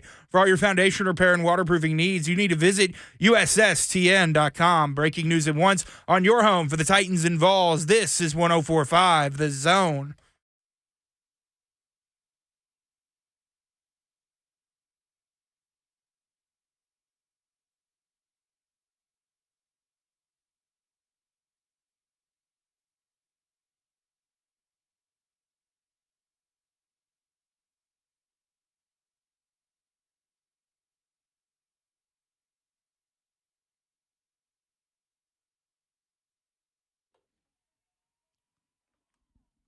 So we're all in agreement here. Left tackle, 1A, 1B, the biggest need for the Tennessee Titans. And when I say that, I mean 1A and 1B. Left tackle is the biggest need for the Titans this offseason, not just in the draft, but this offseason, when you consider what's out there in free agency and the upcoming NFL draft, what's on the roster, whose contract is up, who will become a free agent officially here in about a month. But after the left tackle position, how would you rank the needs of the Tennessee Titans this offseason? 615-737-1045 is how you jump in. Get to your phone calls here in just a moment. 1045 The Zone TV, also open for business. The F&M Bank chat on YouTube, Facebook, Twitter, and Twitch. I'm Lucas Panzica. Jackson Williams, our producer. Buck Rising will be back in this seat tomorrow. Willie? We'll see. Maybe a random, spontaneous bout of food poisoning that he comes up with. Turn that 4-day weekend into a 5. Anyway. Or his garage door won't open. Oh, there's something like that. Yeah, just an obstacle he can't overcome, right? We'll give Buck some grief tomorrow when he allegedly gets back into this chair. So, ranking Titans' needs after the left tackle position. So, before we do this, I suppose we could take a big picture look at what positions would fall under this category and kind of where they stand, right? We'll begin with saying what's not on this list, quarterback, right? Well, in a way, you have your starting quarterback, but I think we all anticipate the Titans making some sort of move for a veteran backup this offseason, so put that far down the list. Where else, Jackson? Where else do you look at the Titans and say, take that position, move it to the side, we're good? Punter? Punter. All right. Not long kicker. Snapper, potentially? No, yeah. You need a long snapper. But Morgan you'd Cox, like to re-sign the one you have. Sure. Still a need. Morgan Cox not under contract for the 2024 season. Neither is kicker Nick Folk. So the list is lengthy, to say the least. Wide receiver, I think, is one that most would place right behind the left tackle spot, where DeAndre Hopkins is unquestionably one of the best players on this roster. And without Derrick Henry, as he becomes a free agent, I would argue the best player on this offense. Hopkins under contract. There is no reason to believe DeAndre Hopkins will not play for the Tennessee Titans in 2024. Already recruiting. Yeah, I did see that. Was it T. Higgins? T. Higgins posted a picture on Instagram. DeAndre Hopkins posted with the two swords. The sword emoji? Yeah, the sword emoji. So that's right. He's recruiting. So D-Hop recruiting T. Higgins. Now, we talked about the T. Higgins thing last Friday. Albert Breer reported that he could be a tag and trade candidate from Cincinnati. Most Titans fans, including you, Jackson, kind of turned their nose up at that, right? At the idea of trading draft capital for a $20 million receiver for a one-year deal in T. Higgins. You can't miss out on day 2 of the draft. Sure. There's so many young, good receivers and players. You have too many needs to miss out on a whole day of the draft. Now, DeAndre Hopkins doesn't care about that, right? DeAndre Hopkins probably wants to play with T. Higgins, wants somebody opposite him, and that's what DeAndre Hopkins should feel.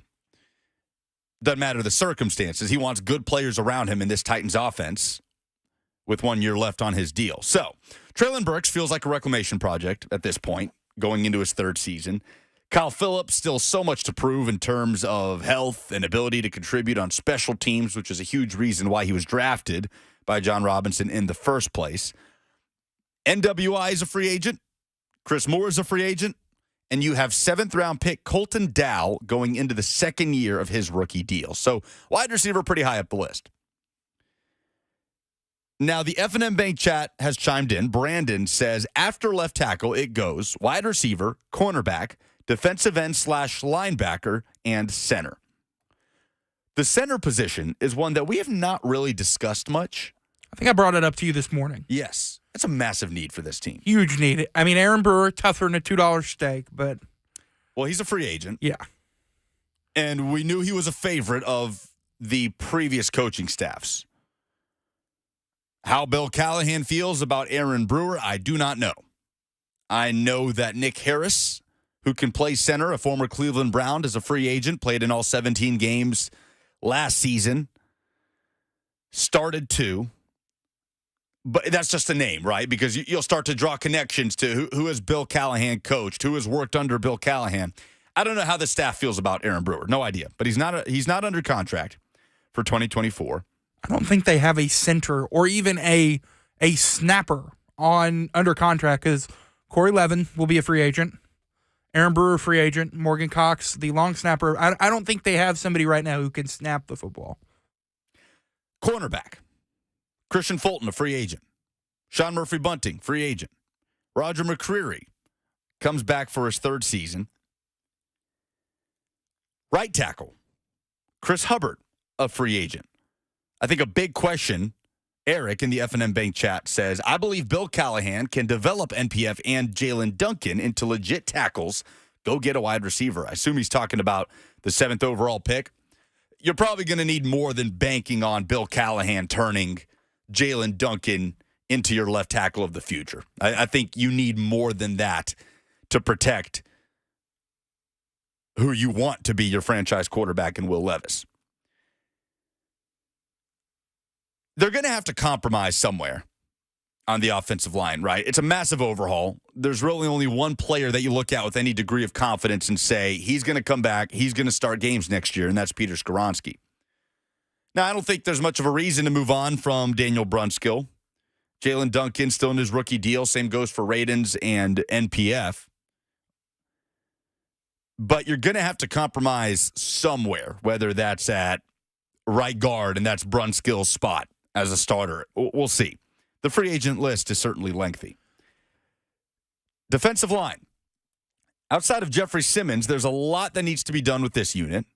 The Titans have kind of gotten by over the last few years with the likes of Mario Williams, DeMarcus Walker coming off the street, Naquan Jones as a UDFA, Tier Tart, that have come in and played well around the core of that unit. But outside of Jeff right now, there's really not any foundational pieces there. I mean, Tier Tart's gone. Danico Autry's a free agent.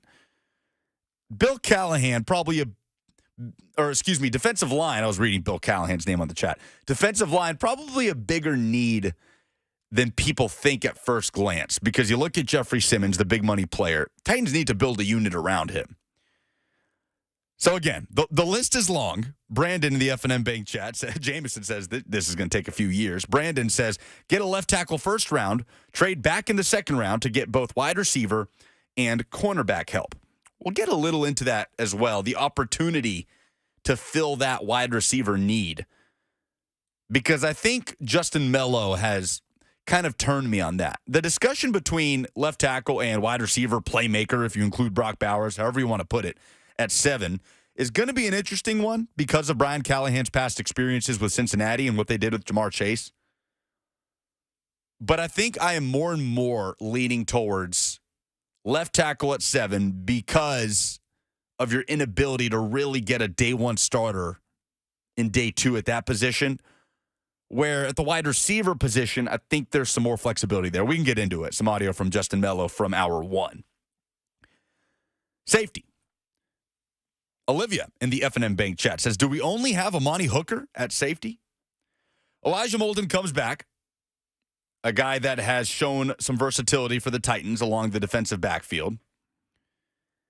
Don't think safety is going to be at or near the top of that list. Cornerback, a bigger need than safety right now, I would say, for the Titans.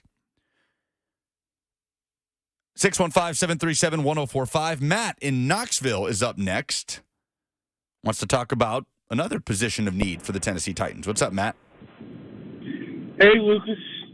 I got to say, I moved away from Nashville a couple years ago, but I still listen to you and Buck chop it up every day. Hey, appreciate that, Matt. What you got, man? So you touched on it earlier. Derrick Henry is a free agent. If he walks, then are we really comfortable with having Tajay as a every down back? They're going to have to bring in a veteran behind him. I want to know, is there any shot that Derrick comes back? Because it sounded like he was saying goodbye. But I would love it if we could watch the Kings suit up again. Thanks for the call, Matt. Why don't we get into that coming up next and take a look at the list of free agents that are set to hit the market, both at the running back and wide receiver position, because Matt's right. Derrick Henry's gone. That becomes a big need for the Tennessee Titans. We'll do that coming up next. 615-737-1045 is how you can join us on 1045 The Zone.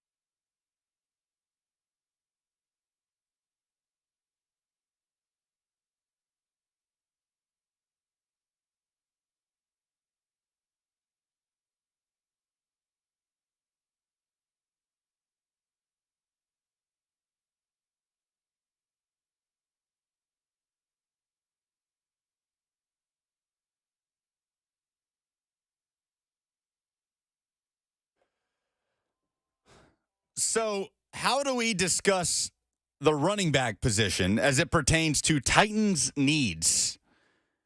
Whether it's in the upcoming draft and free agency. Welcome back. Lucas Panzica with you. Jackson Williams, our producer. Buck will be back tomorrow. We got a call from Matt in Knoxville at the top of the hour asking about Derrick Henry and the idea of bringing him back when it felt like Henry said goodbye after that performance against Jacksonville to close out the regular season. Real quick, before we look at kind of who will be out there, I will say this on Henry. I know Brian Callahan has said some nice things about Derrick Henry in the media, but what have we heard from both sides? Callahan talking about Derrick Henry's a good player. Good players fit any roster, as he's told us before.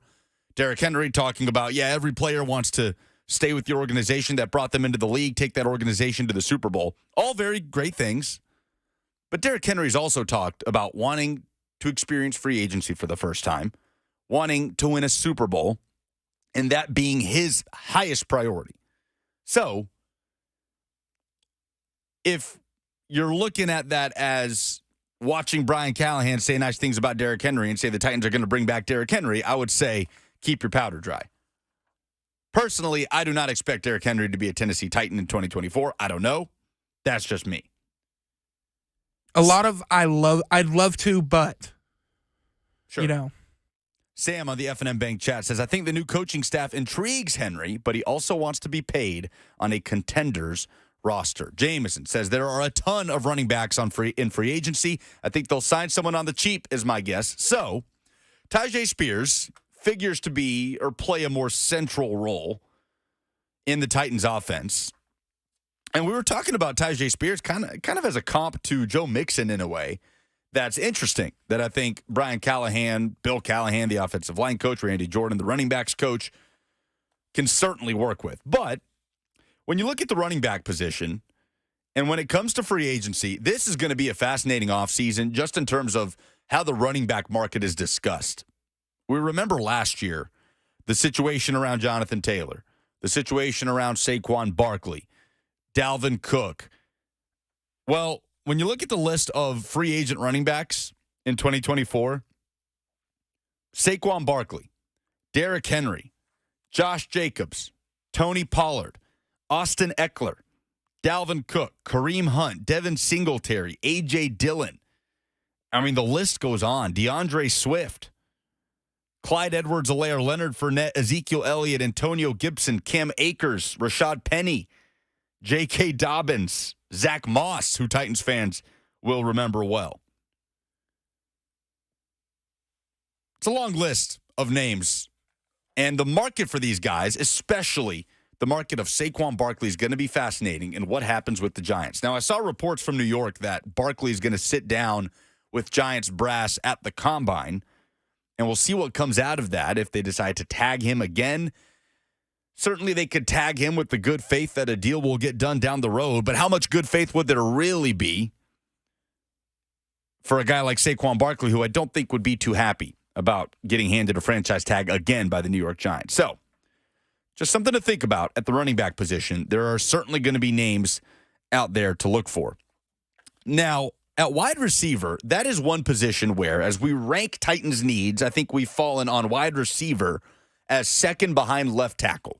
And this doesn't just have to be draft needs, by the way. We can be looking at free agency, short-term and long-term. So when you're looking at wide receiver as a need, it's a different conversation when you're talking about it in the context of the 2024 season and beyond, right? Because in 2024, DeAndre Hopkins is on this roster. In 2025 and beyond, that is not a guarantee. I think that all has to be taken into account. If Rand Carthon, Brian Callahan, and the Titans are taking those things into account, we should too. We should not be limiting this conversation to just what do they need for the upcoming season. So, yes, the Titans' arguably best player on offense is DeAndre Hopkins, is a wide receiver. It doesn't make it any less of a need for the long-term future of this franchise when DeAndre Hopkins has only 1 year left on his deal. So back to the discussion of left tackle or wide receiver we go with that 7th overall pick. Now, got a chance to talk to Justin Melo of the Draft Network earlier on the show in hour one, and he mentioned that the top of the left tackle class is very strong. the left tackle class, the offensive tackle class as a whole is very deep. But don't necessarily fall into the trap of thinking that because it is deep that you're going to find a day one starter at left tackle in the second round. Ton of teams around the NFL have massive needs up front. Titans weren't the only one with offensive line struggles in 2023. I promise you. Okay, so how does that conversation apply then to wide receiver? If you can't take a wide receiver 7th, can you find a wide receiver to come in and start in day 2 of the NFL draft? Here's Justin Melo from the Draft Network earlier today. Why I think the Titans would be, wise to take their tackle in the first round and maybe get a receiver in round 2. You just said it, the TDN top 100. There are just so many great receivers in this class, significantly better than last year's class.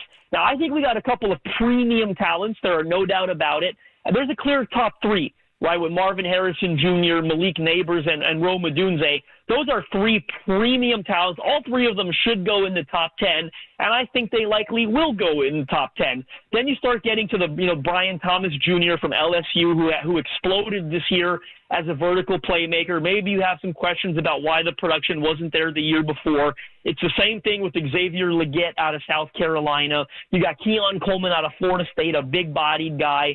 Maybe you've got some questions about his ability to separate. When you get to that second round, 38th overall, I see a scenario playing out where the Titans may even be able to trade out of that pick, go down 7 to 10 spots, pick up the third rounder they don't currently have, and still get an instant contributor at receiver. There are just so many guys. The 2 from Texas, Adonai Mitchell and Xavier Worthy, they could make a huge impact on this Titans offense immediately. I think Mitchell's going to be great value if he goes in the second round. I think he's got a higher ceiling than what he showed at Texas. Xavier Worthy, I think, people have soured on him a little bit. He's a great fit with Will Levis in that Titans offense. You talk about a vertical receiving threat that can take the top off the defense. We saw the way Will Levis loves to throw the deep ball as a rookie. And they don't have a guy like that right now, right? That's not really DeAndre Hopkins. So someone like Xavier Worthy, great fit. We can go on and on down the line. Malachi Corley out of Western Kentucky might be the best run-after-catch threat in this class. He's not going until probably the 45-60 range. So that's an option in a trade-back scenario. So based on the way the board's going to fall, there are just so many receivers. Choose your flavor. Whether the Titans pick at 38 or they trade down, they should be able to get an instant contributor at receiver in the second round. That's Justin Melo of the Draft Network in hour 1 of today's show. You can go back and listen to that entire interview on the podcast, The Buck Rising Show, wherever you get your podcast. Great stuff from Justin, always detailed, informative when it comes to prospects across the board as we are a week away from the scouting combine in Indy. But what he had to say about Xavier Worthy, for example, music to Titans fans' ears, right? Just the simple, very basic concept of taking the top off a defense. When is truly the last time this team had an element of speed on the outside at wide receiver? Jackson, it's felt like a talking point every offseason. Will this finally be the one where it's addressed? What can you tell me? When's the last time that we could say in good faith the Titans had that element in their wide receiver room? Khalif Raymond. That's a lot, yeah. That's about as good. Then you have to go back to like Taywan Taylor. They tried it with Taywan Taylor out of Western Kentucky. Kendall Wright. If we're listing Kendall Wright in this, then it's getting scary. 615-737-1045. But that's the point, right? And look, Treylon Burks caught some deep balls, against the Packers and against the Chargers last year and got behind the defense against Houston, couldn't hang on to a good ball from Will Levis. So, something to think about. Just the very basic it's not rocket science. Literally just the concept of speed on the outside to get behind a defense. Something this franchise has not been able to accomplish. So it's why I've warmed to the idea of taking a left tackle no matter what, at least over wide receiver at 7. Yeah. I think I've moved past the idea of even the best available wide receiver at 7. Let's say Malik Neighbors is there. I've moved past that idea of taking a guy like Neighbors over a Joe Alt with the 7th pick. Unless Marvin Harrison falls. Which is not going to happen. Yeah. Now, that does not mean that I am discounting the idea of Brock Bowers with the 7th pick. because I think Brock Bowers is a game changer. The type of game changer that can supersede need. Now, you may be making a face, and I get it. The opportunity to set your left side of the offensive line for a decade is sitting right there in front of you. And to do it, not necessarily in one fell swoop, but back-to-back with the 1-2 punch of Skoronski at 11 in 2023, Joe Olafashanu, however you want to put it, at 7 in 2024, and boom, you're good. Theoretically, right? Obviously, these players have to pan out, and the coaching staff has to develop them and all of those things. But I understand why just that carrot dangling is too much for Titans fans to resist. I just love Brock Bowers as a prospect. And as we talked about again with Justin, it really falls off at the tight end position after Brock. 615-737-1045. David in Franklin wants to talk about the tight end position next on The Zone. Hey, David. Hey. What you got? Hey, I just think Brock Bowers. I mean, get your tackle first, but get Brock Bowers. I mean, when's the last good tight end we've had? Thanks for the call, David. Well, we don't have to go too far back. But yeah, sure. I mean, Delaney Walker was a focal point of this offense for how many years? Jonnu Smith and what he did with that Arthur Smith offense. Now, tight end is not necessarily a need in terms of bodies with the draft capital that they've invested over the last 2 years in Josh Wiley and Chigakonkwo. But in terms of a game changer, I can listen to Brock Bowers at 7, but I think I've moved past the idea of wide receiver at 7. Yeah, I think at that point it would be the best available weapon, which would be Bowers at 7. Now, with that said, the free agent list of wide receivers is just as compelling as the running back list that we just went over. So, bear with me here as we read through some of these names. First one on this list, by the way, Rhett Bryan of Titans Radio does an incredible job of compiling this stuff for all of us to use. I don't know that anybody does more exhaustive NFL draft and NFL offseason prep work than the Titans Radio crew, so a shout-out to Rhett for getting all these names together. T. Higgins is at the top of this list. We've talked about T. Plenty, right? Reportedly a tag and trade candidate for the Bengals. Titans fans have turned their nose up at the idea of trading for Higgins. Higgins as a free agent, different discussion, right? But giving up draft capital, I don't know. We'll see how that all plays out. Mike Evans set to be a free agent. That seems like it's trending towards him staying in Tampa. We'll see how that all plays out. Michael Pittman Jr. out of Indianapolis, free agent. Hollywood Brown of the Arizona Cardinals. Yes. An immediate yes from Jackson. I feel like you could get him on a deal similar to what you got Sean Murphy-Bunting on last year, and more of a one-year prove-it type deal. He's going to add speed. He's going to add, that, like we were talking about, he's going to be another guy who can take the top off the defense, can get behind a defense. He'll add speed to the field and to the Nashville streets. Are we willing to sacrifice the idea of Hollywood Brown's Lamborghini zipping past you at 140 miles an hour for a deep touchdown catch? Are you good? You go with that? You go with that compromise? I feel set up. No, I'm not saying I'm not. No, Hollywood Brown, I don't think has had a speeding issue in quite some time, which is good. Gabe Davis, also a free agent out of Buffalo. Odell, a free agent. Calvin Ridley, Michael Thomas, Jarvis Landry. Man, Jarvis Landry's still around. Darnell Mooney. That's probably where you kind of. You could probably draw the line of demarcation after Calvin Ridley. After Michael Thomas. We could draw it after Michael Thomas, also a free agent. After that, you see some sort of drop-off there. Then you're talking about Paris Campbell, Donovan Peoples-Jones, Kenny Golladay, Josh Reynolds. Quality players, guys that you can bring in. I know the Josh Reynolds experience already happened here once, but Mac Hollins, Sterling Shepard, Jamal Agnew, 615-737-1045. Brandon, Mississippi is next. What's up, Brandon? Oh, what's up, Luke? Lucas, how you doing? I'm good, brother. What you got? Okay, look, check this out. Now, I've been listening to a radio show all morning, and I've been hearing about the debate, what we should do at number 7. Look, I'm starting to – look, I want Joe out. That's my number one option. I mean, I was trying to lean towards receiver a little bit, but I had to back out for a little bit because I was thinking about the protection for Will Levis in the future, man. So we need to go out to Joe Alt. If he ain't there, go get Olu Fashanu. I mean, we got to go on and protect that left side, and the wide receiver class is so deep in the free agent class and in the draft. So, just go and get your wide receiver in the second round. I was in the chat. I said trade back in the second round. Hey, get you a corner in the third. Let's try to do something like that. But we got to go on and get the left tackle in the first round, man. We got to go and protect Will Levis. Hey, whether it's Joe Alt, or if it's Olu Fashanu, had him right beside Peter Skoronson. And we said for the next 10, 15 years, man. But, hey, I'm going to hang out. I'm going to listen to you guys. Hey, thanks for the call, Brandon. You do have to get used to the idea of Joe Alt not being there at 7. And I know Brandon said he'd be good with Olu Fashanu, the Penn State left tackle. But when I think about Joe Alt, I've got my eye on the Giants, picking before the Titans there in the top 10, and just how desperate their offensive line situation was as well.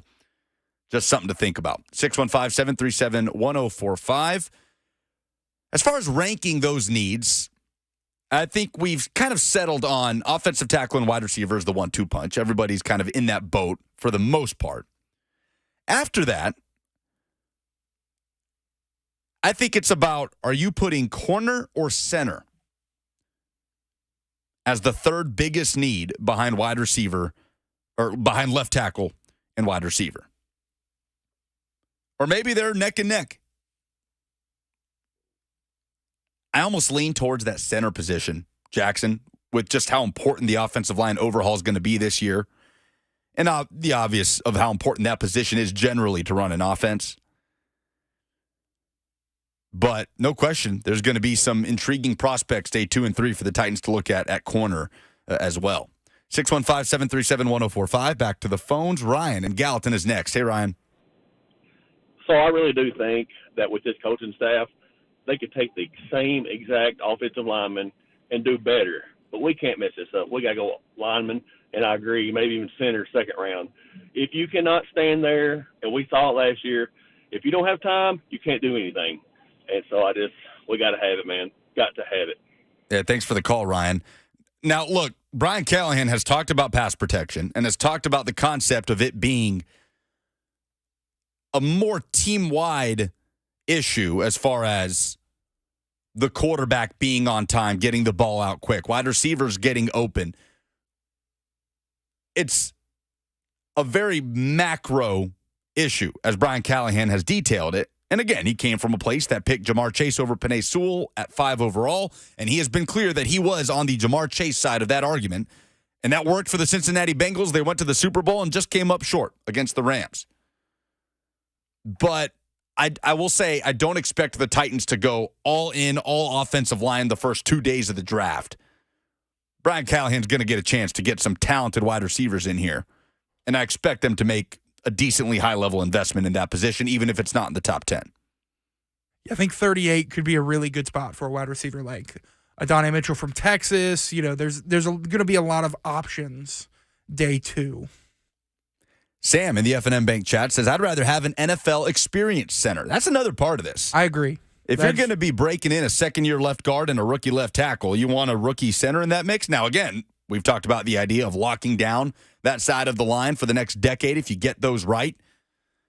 And maybe we extend that to the center position as well. But, yeah, I think that is an interesting thought from Sam. I think I'm with him on that. And, again, that would be interesting to go back and draw connections to Bill Callahan, your new offensive line coach. Dylan in Antioch is next. Hey, Dylan. Hey there, Lucas. Yeah, I've been hearing this Brock Bowers stuff going around, and we got to put this whole idea to bed. I mean, you cannot take a tight end at 7. It's a bad idea. My preference would be trade back. If anyone will trade with you, get as many picks you have. O-line, second, wide receiver, third. I mean, we see do you remember how hyped up Kyle Pitts was a few years back? It was more than Brock Bowers, and he was taken 4th overall, and he has not lived up to the hype. I'm not saying this is how all tight ends are, but you just can't, I don't want to say waste the pick, but you can't use – that'd be like drafting a guard at 11, which some team that I'm a fan of did, but, you just can't do that. But that's my take, guys. Thank you. Hey, thanks for the call, Dylan. Look, the Kyle Pitts thing is relevant. And there's a lot of factors as far as why Kyle Pitts hasn't found success in Atlanta. It is crazy to me, Jackson, that Arthur Smith, for everything he did well here as the offensive coordinator, that the biggest knock on him in Atlanta was simply that he wasn't getting the ball to his playmakers. And it wasn't like it was just Bijan Robinson not getting enough carries. Bijan Robinson, Drake London, Kyle Pitts, all not getting the football enough. They're the best players on the Atlanta Falcons offense. So it's just been a weird situation down there. Yeah, like he got Jonnu Smith paid here in Tennessee. Like he got him paid. Obviously, he went to New England. Yeah. Signed a huge contract. That happened because Arthur Smith was able to really scheme him up well. And you thought, Arthur Smith goes into Atlanta, they draft Kyle Pitts. That's a match made in heaven, and it just didn't work out. Jameson says Pitts was just put into a bad situation. I think there's an element of that for Pitts. But, yes, Pitts was the can't-miss, just fire-breathing dragon prospect at tight end, top 5 pick, and that investment hasn't worked out, whether that's Kyle Pitts' fault or not. But it is interesting. Arthur Smith did nothing but put the ball in the hands of his best playmakers while he was in Tennessee. That didn't really seem to be the case in Atlanta. We'll see if it's the case in Pittsburgh when he's calling plays for Mike Tomlin. Last call for phone calls. We'll go back to the phones on this discussion, ranking Titans' needs. Maybe we'll get a final verdict on the other side. Also, Tennessee, back in the top 5 of the AP poll. We'll tell you how far the Vols climbed next on 104.5 The Zone.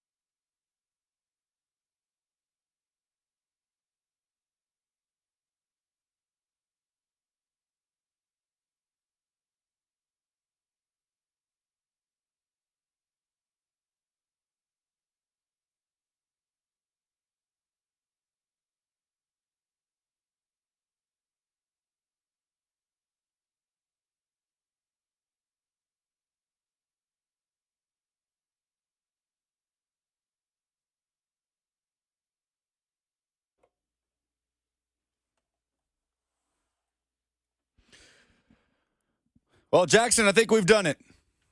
I think the F&M Bank chat has solved the Titans' offensive line issues and how to address them in the 2024 offseason. Steve Lamb on YouTube. Draft Joe Alt. Sign Connor Williams at center. Kevin Dotson at right guard. Tyrone Smith at right tackle. Bill Callahan coaches them up, worries about O-line gone, and we still have money. Done. Isn't Tyrone Smith like really, really old? Now, Connor Williams is a free agent coming off the 2023 season with the Miami Dolphins. But yeah, Tyrone Smith is up there. Tyrone Smith at 33 and will turn 34 near the end of the season. Now, Titans went old at right tackle last year, and to be quite honest, Chris Hubbard certainly wasn't the worst part of this offensive line. Far from it before he went down. Hubbard, 32 years old. He will be 33 at the start of next season. But look, I expect the Titans to go left tackle at 7, and then the rest of the pieces and how they're plugged in and how the current guys on their rookie deal still factor in, apart from Skoronski, who we feel secure in that he will be this team's left guard moving forward, will certainly be interesting. I think you're most likely looking at a scenario, first round left tackle, Skoronski, free agent at center, Brunskill, NPF. We'll see. We will see. So, real quick here, last call for phone call, 615-737-1045. As we were looking at the biggest roster needs for this team, ranking them when it goes left tackle, wide receiver, cornerback, center, running back, defensive line. Would you have any issues with that ranking? Or would we flip defensive line and running back there? Probably flip defensive line and running back because you're going to need multiple defensive linemen where I think you just need one running back. A lot to address, certainly. And by the way, Titans currently have 4 players, 4 off-ball linebackers currently on this roster. And Luke Gifford and Otis Reese kind of topped that list. So just something to keep an eye on. Aziz Al-Shayer is a free agent. That will be something for the Titans to address. Just add that to a long list. Jack Gibbons is an exclusive rights free agent, so the Titans can offer him a 1-year deal. They can do it at league minimum, and he won't be able to negotiate with other teams. We'll see if they elect to do so. Kicker, a need as well. Nick Folk, a free agent. Morgan Cox, the long snapper. A lot of work to be done. Rand Carthon, Chad Brinker, Brian Callahan, and co. Seem to be the ones to do it for Amy Adams Strunk. Real quick, Tennessee back in the top 5 after the blowout win over Vanderbilt on Saturday. Vols climb back up to the number 5 team in the country. They will take on Missouri on the road in what should be I'm not going to say easy, but runaway win for Tennessee against a struggling Mizzou program that has bottomed out this year. Tennessee needs a road win. Sure. They've struggled since they went into Rupp Arena on the road. Well, that's not going to be a quality win at Missouri. Obviously, you've got to take care of business, but you hold that up. A win at Missouri is right up there with the win at Arkansas, right? You got to show something on the road at Alabama, right? You got to show that you can go and beat South Carolina in Columbia, and they'll have the opportunity to do that. Gaining momentum on the road. Sure. Could be huge tomorrow for Tennessee.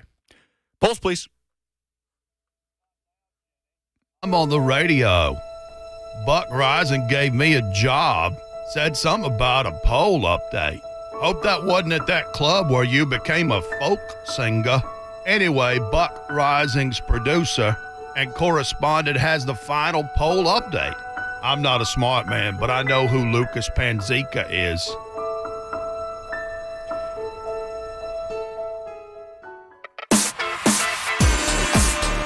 Presented by Two Rivers Ford, the most trusted Ford dealer in the South. Jackson? What is the Titans' biggest need besides left tackle? 42% going with wide receiver, 38% going with corner, 18% going with center, and 2% going with defensive line. Interesting. So wide receiver, you figured that would be the case. Corner, center, and then D-line. Go with how that shakes out. Yeah, I agree. Will Vandy retain Jerry Stackhouse after this season? 83% going with no, 17% saying yes.